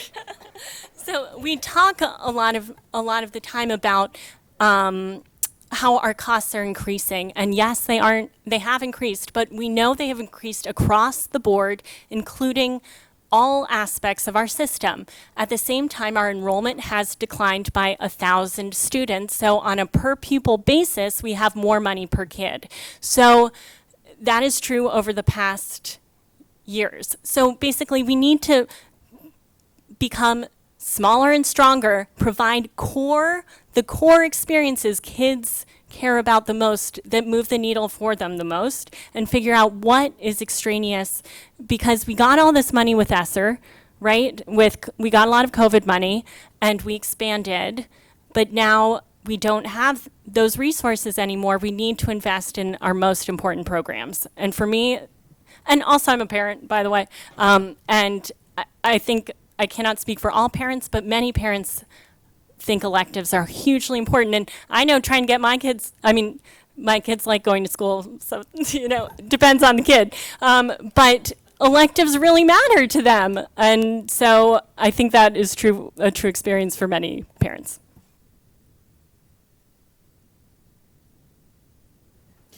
So, Dr. Beal. lots of interesting comments. And I would say that, the idea of looking at the roadblocks and trying to decide if they're roadblocks is really interesting. I mean, when I really look at the schedules, we're actually effectively doing an 8-period day at some schools for some students. And so if we go to that there are going to be 7 periods, we are contracting a little bit for some students in some schools. So there may be some cost shifting that happens there. When I think about transportation as a roadblock, I mean, I don't know, maybe my attitude is, hey, we've got like over 1,000 students in junior high, and we say to MTD, you are in our city for our students. You need to adjust your schedule to help us get our students to school. I feel that, this is something that we maybe take a stand on if there's a problem there, but that's my opinion on that. Everybody has said that when they took their electives in 7th grade, what they want their children to be able to take, it's a good experience. So I don't hear anybody saying that was a bad experience, we shouldn't do it. So the other question of a test of change, I think there are new things that we do that are tests of change where we say we've never done this before. Who knows what the outcome is going to be? We need to be really careful. Let's do this in small areas and see if it's a total disaster. This will be an operational change if we ask all of our junior highs to do this. But it is working towards a good thing, offering our students more. So I would like to, I'm interested in hearing who will do the small test of change. Is it the larger schools? Is it the smaller schools? And then how does that really play out, right? Because now we're going to have junior high students who have more and who have less. And I just feel that if we are committed to improving the middle school experience, we just commit and we make it work. That's my opinion. And so I'd like to hear more about the roadblocks is what I'm saying.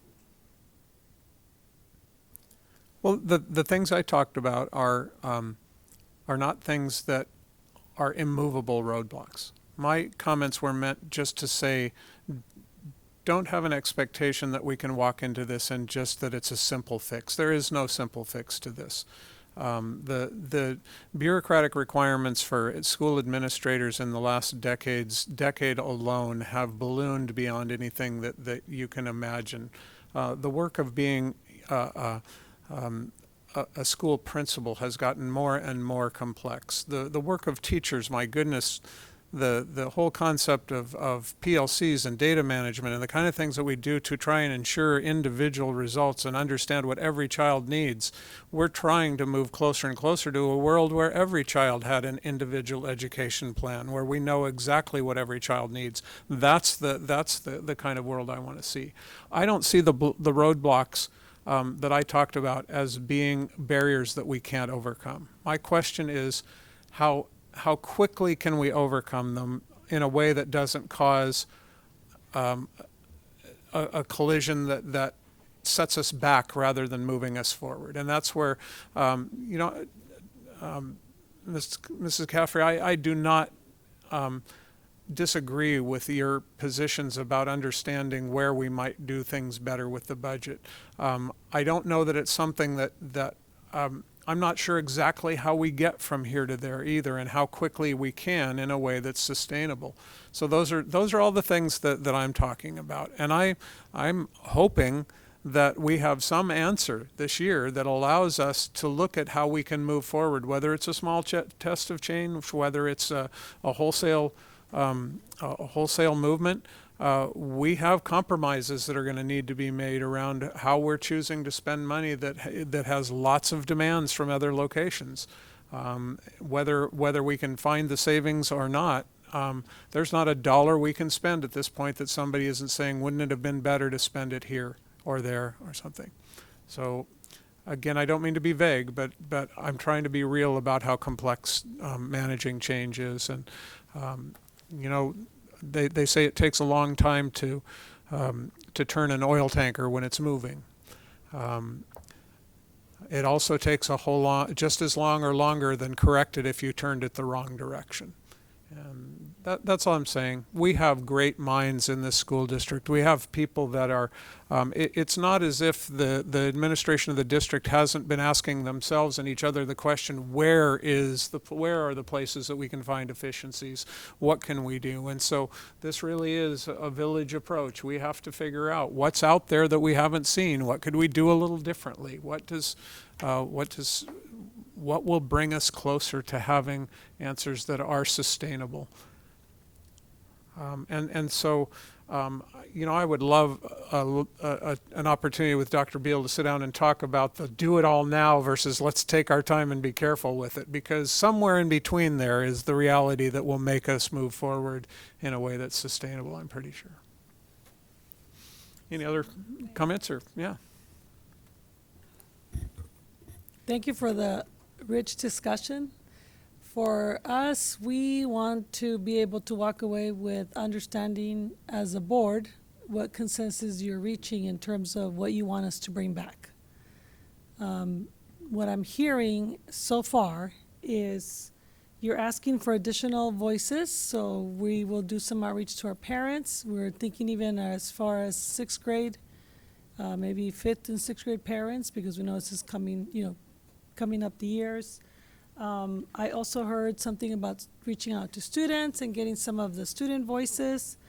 In a roundabout way, I think all of you are saying the same thing when it comes to, so what are the trade-offs, right? You're asking us to give you some way to know. I think this is what I'm hearing, so I'm looking for consensus here, is you're asking us to bring back what will the trade-offs be if we do this. And I've heard so far two options discussed.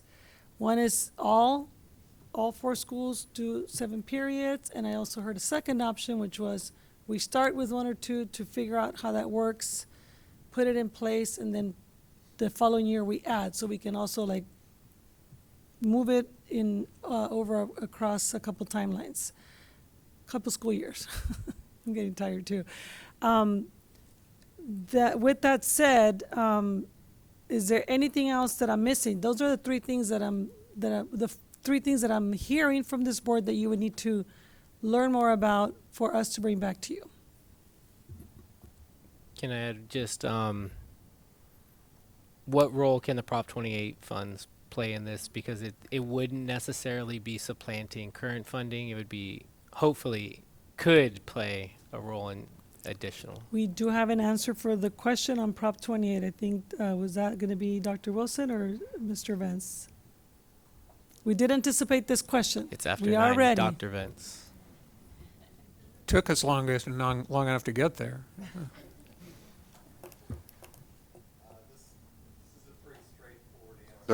So it's specifically funding that would have to create like a new class or an entirely new position. So for example, Allie was talking about teaching the sewing class, so that's being funded.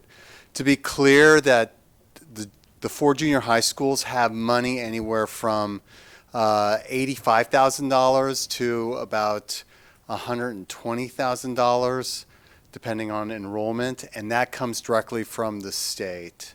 So we can't move that money around. That's specifically for the school. So that's what we're also dealing with in that space. So I guess another way to ask the question Gabe's asking, we saw a number of about $1.5 million a year if all students at all junior high schools had 7 classes. Did that number anticipate the use of Prop 28 funds? Well, we started actually plugging in some of those extra electives. So that's, and we're required to do that. So we are taking that into account. Okay, so we're not saying that number could be smaller by using Prop 28 funds? No.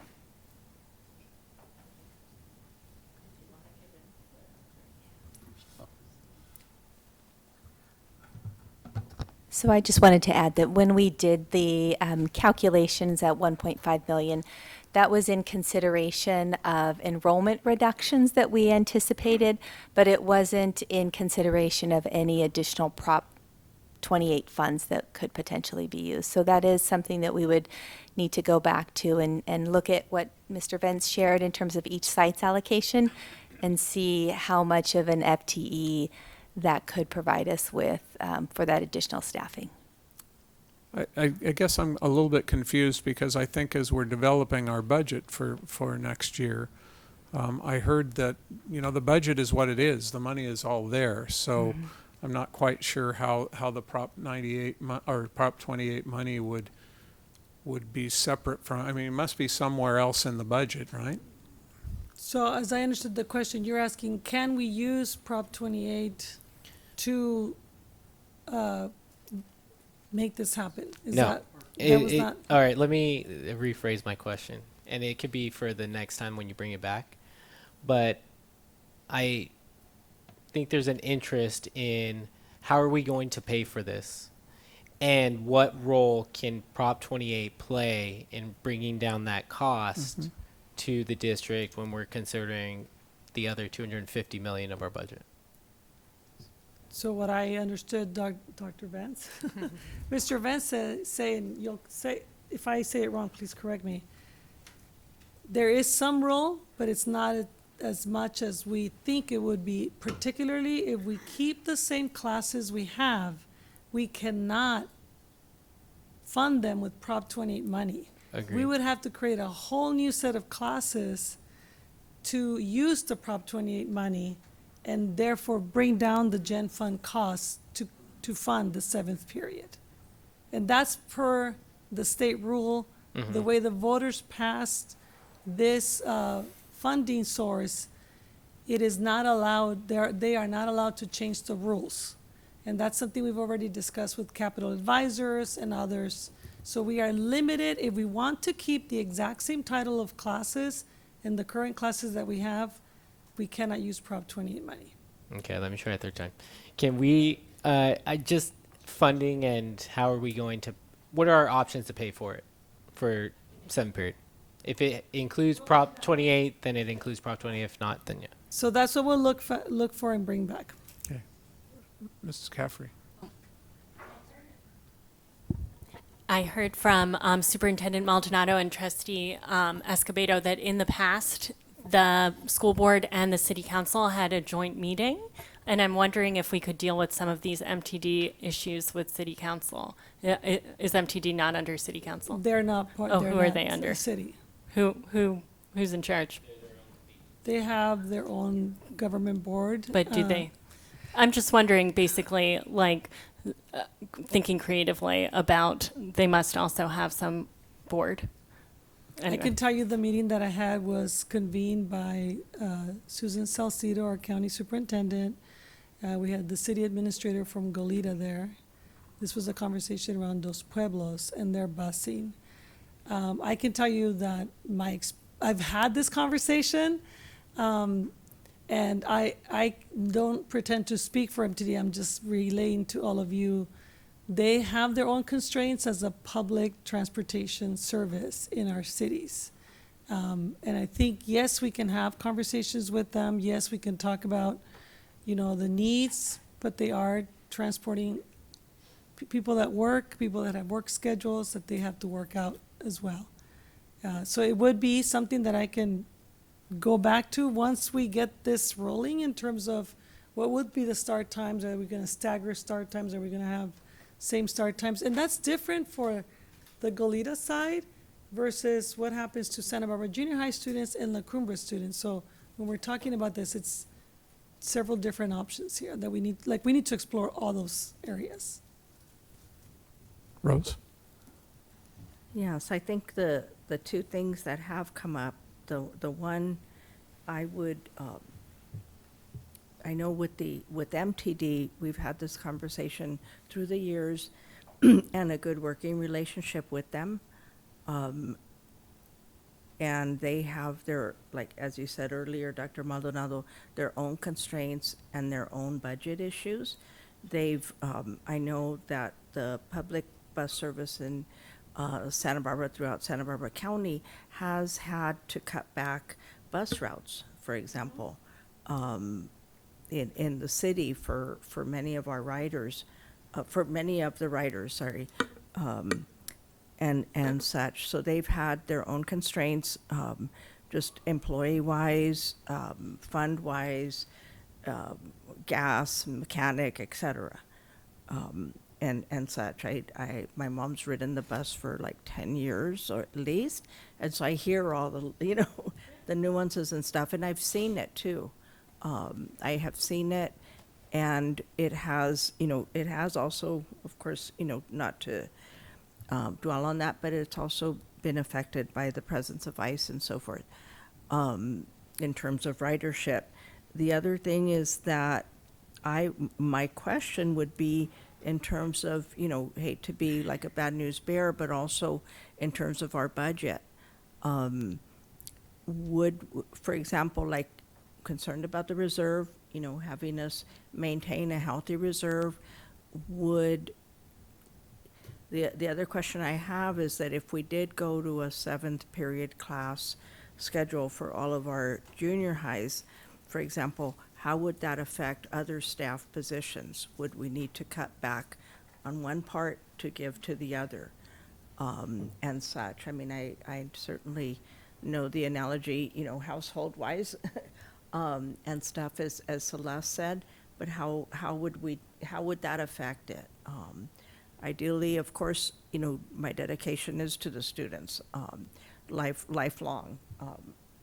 And such. My kids were like, why are you still involved if we're out of school? And such. But I do know, the importance of it, and I want to see something that could be sustainable and sustainable building it over time. So even taking it a step further, can we create new classes that students would be motivated to attend? And can we find the teachers in Santa Barbara County with our housing costs, that would be stable also? And what would be, looking at Mr. Becchio and so forth on that. Sorry, Dr. Becchio, right? Sorry. But anyhow, but just, it is, I think it is a complex issue. I don't see it as a matter of, like just meeting with the MTD and telling them this is what we want, and so forth, and then also just how would it affect our overall district, like the elementary schools and the high schools, and our support, the sustainability of the school district. Dr. Beal? So I have a question about how we're going to survey students and parents. Like, you know, what form will this take? Who is going to come up with the questions? You know, what is going to be asked? And so I don't know if there's going to be a team, or, you know, if we can speak to our teacher representatives to ask how we should survey our parents and our students. Because I think how we ask the questions are really important. You know, whom are we going to ask, how we ask the questions. I mean, I think if you're to ask us, you know, a 6th or 7th grader, do you want to stay in class for an extra period? That would be the wrong question, right?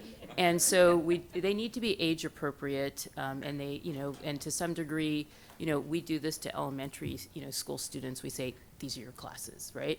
And so I know that probably most of us have had the experience where we had to take a class, right? And for me, it was art. I'm not an artist, but so it was a bit painful. But having said that, I had a lot of fun in art class, just being social, so it wasn't a total fail. And so, you know, it was what it was. So, so how that survey is going to roll out, our timeline. So I feel like we're in this period of, you know, here comes March, and, you know, we're in negotiations, and we have our budget cuts that we're talking about in March, and, you know, the reduction in force, that lovely word, and all that. And so what do you see as a timeline for this discussion and potentially a decision? We were expecting that we would bring something back February 24th, which doesn't give us a huge turnaround time. As far as designing a survey, we certainly would welcome anybody that wants to join us in figuring that out. Just send me an email. I'm happy to convene a group of people that are interested in helping us write that. But I always think that when you're trying to get student voice and parent voice, the people closest to parents or students are our principals and our family engagement liaisons. They're the ones that have the closest ear to the ground. So whatever we would ask, it would be asked of them to gather the feedback and bring it back to us. It wouldn't be from this central district office. And if we were hoping to bring something back to the February 24th meeting, we have a tight turnaround timeline. We do have a 4-day holiday coming up this weekend. Not that I'm paying attention to the 4-day holidays, everybody. But we do have that. So that means the next time we could bring this would be the March 10th meeting, which is the same meeting, like you said, that we would bring some of potential notices to reduction in force. Then that just leaves us the March 20-something meeting. So we really have 3 meetings in which we have to try to get it all done by. So I would want to know from all of you, how fast do you want us to turn it around?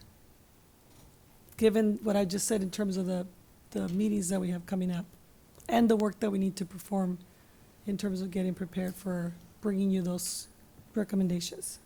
Ms. Munoz? Certainly, I would want to give, you know, the principals an adequate amount of time, first of all, you know, to look at what kind of survey, how to write the questions and so forth, get them translated and such. I would want to give the schools, of course, enough time to do that. So I would wonder about, like, gosh, March or April as the soonest. Dr. Beal? When would we need to make this decision in terms of affecting planning for the fall? That's I think, the real deadline. Yeah. That was the question. Looking at the principals. Backward map. Now? We've collected course requests for next school year, so. And put in for new courses. Yeah. That has to be done. That was done in November. Sure, sorry. At the junior high, we have already gotten course requests from our rising 8th graders. I think we're all probably in different processes with our rising 7th graders, being that they're coming from elementary school. The deadline for new course adoption was in November. Usually that's in the fall. So, and then obviously hiring is kind of a springtime thing. Can you explain, after you get all the course requests, how does that work with your staffing framework meetings? So so right now we're figuring out our enrollment as well of students that we're going to have for next year. And then, Human Resources, Dr. Becchio, provides us with a staffing sheet so we know how many teachers that we have. And that's where we have to find the course requests and how many sections we can offer, and fitting that with the teachers who are credentialed in the areas that they're credentialed in. If we're understaffed, overstaffed, where we might need to hire, meeting those deadlines for like in-district transfer or hiring, all those kinds of things. That's kind of our March activities.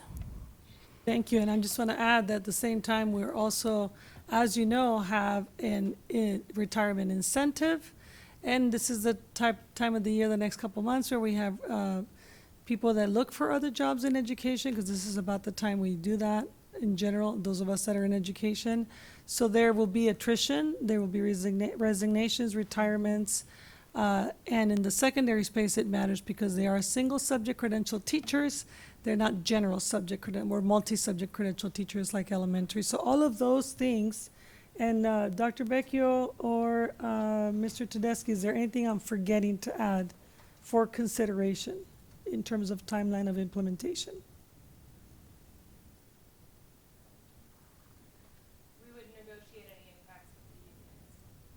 And if there was a need on the way we decide to go, any impacts on teachers' time, we would have to negotiate. Ms. Caffrey? So it sounds like a lot of preparation has already been made for next year. And as Mr. Lashua reminded us, it has been 19 years. So what's one more year, but we set a solid goal that a 7th period is reinstated for what is not next year, but the following school year, because is that feasible? And then, and I would say also look at funding a full course load for high schools. So basically, what do we need to do? Because it sounds like 7th period is not going to happen this year. Is that what you're saying, that it's not possible? I think we're just saying that we are well into planning next school year. So at this time, it would be a big shift, or a big lift for us to do that for 26, 27. I think if this board does give us that amount of time to plan for the 27, 28 school year, I don't think any one of us would be upset about that. That was the one option for all 4 junior high schools doing it. The second option I heard discussed was to do the try 1 or 2 schools, and maybe that's more feasible, where we maybe choose 1 or 2 schools to try it for 26, 27, knowing that the other 2 would do it in 27, 28. And those are some of the things we would need to go back to the drawing board. But I'm really glad you brought up this question, because it was so important for us to mention. Thank you for that. Letting us see where we are in the process really does make a big difference.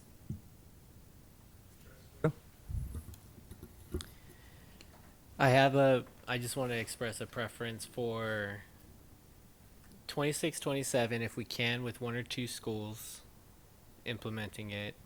If we're going to wait until the 27, 28, then I think maybe I'm wrong and I can be convinced by our site leaders or by district staff, then I think we try to implement across the board in 27, 28.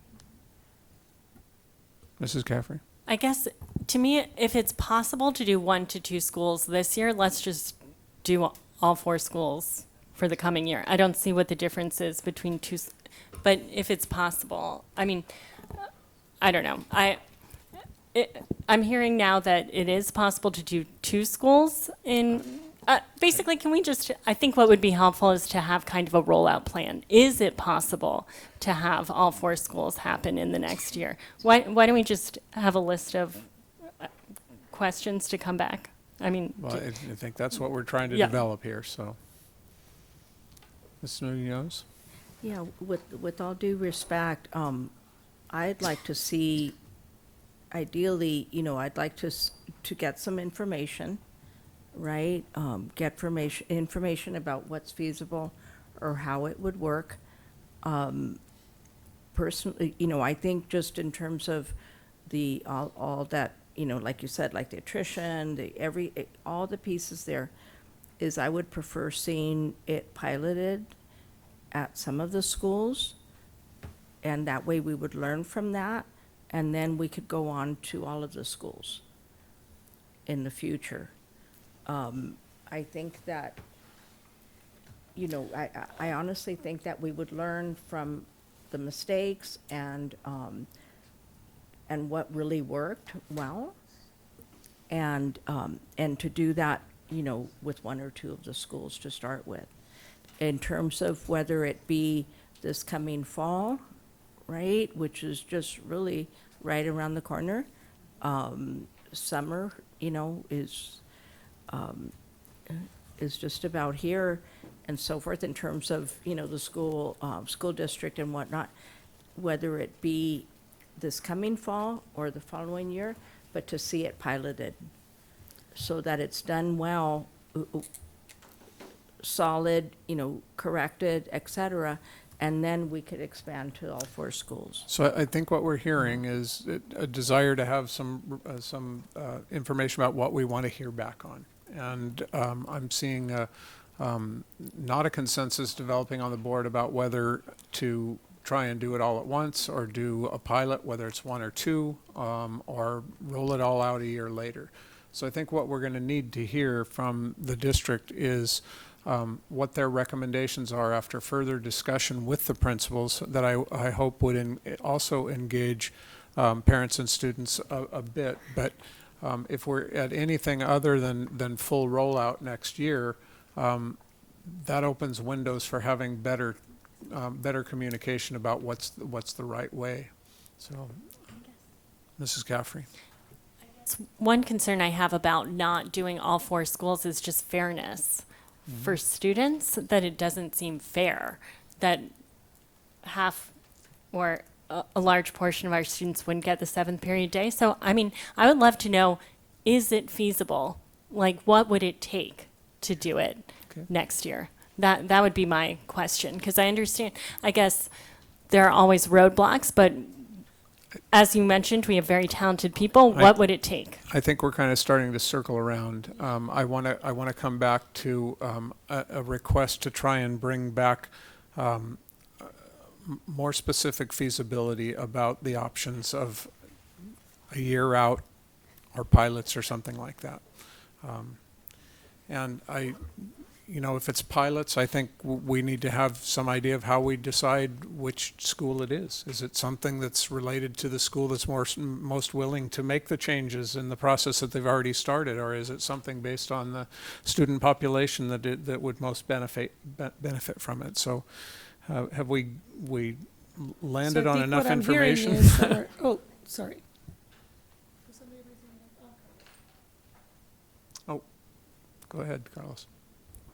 Wanted to add one quick thing about the student surveys. I was hearing about the crafting the right questions being something of importance, and I was wondering if, you know, in that process we can involve students as well, whether it's myself or student advisory council, along with you know, teacher reps, principals, staff.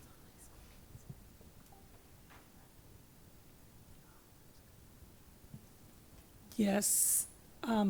And what I think I'm hearing, comprehension check, Okay. as they say. What we can bring back next meeting, February 24th, is a feasibility plan on the options. We probably will not be bringing additional voices. I don't think we can pull that off. No. So that the board understands the feasibility of the 4 or 1 or 2. And with the 1 or 2, the decision-making process for how to select. Is that capturing it? Saw a thumbs up. Ms. Caffrey, Ms. Does Dr. that Beal? also include funding? I mean, the trade-offs, would that also happen in February?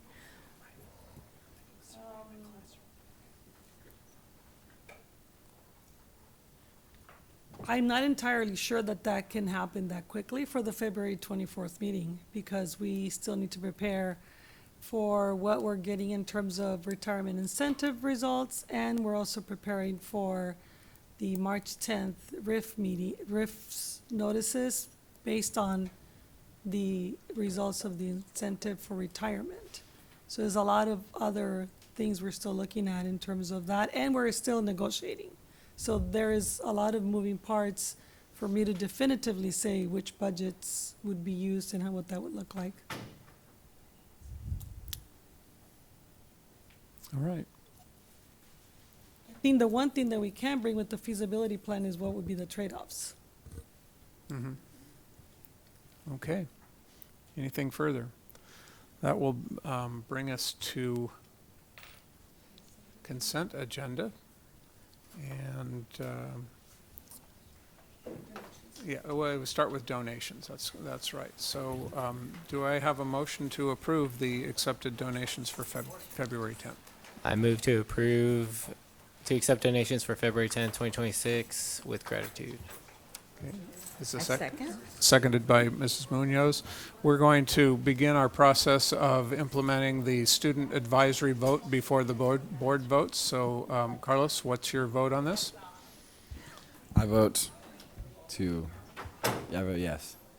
Okay, to accept all right, so, aye, okay. Board vote, please. All in favor? Aye. Aye, with appreciation. Thank you.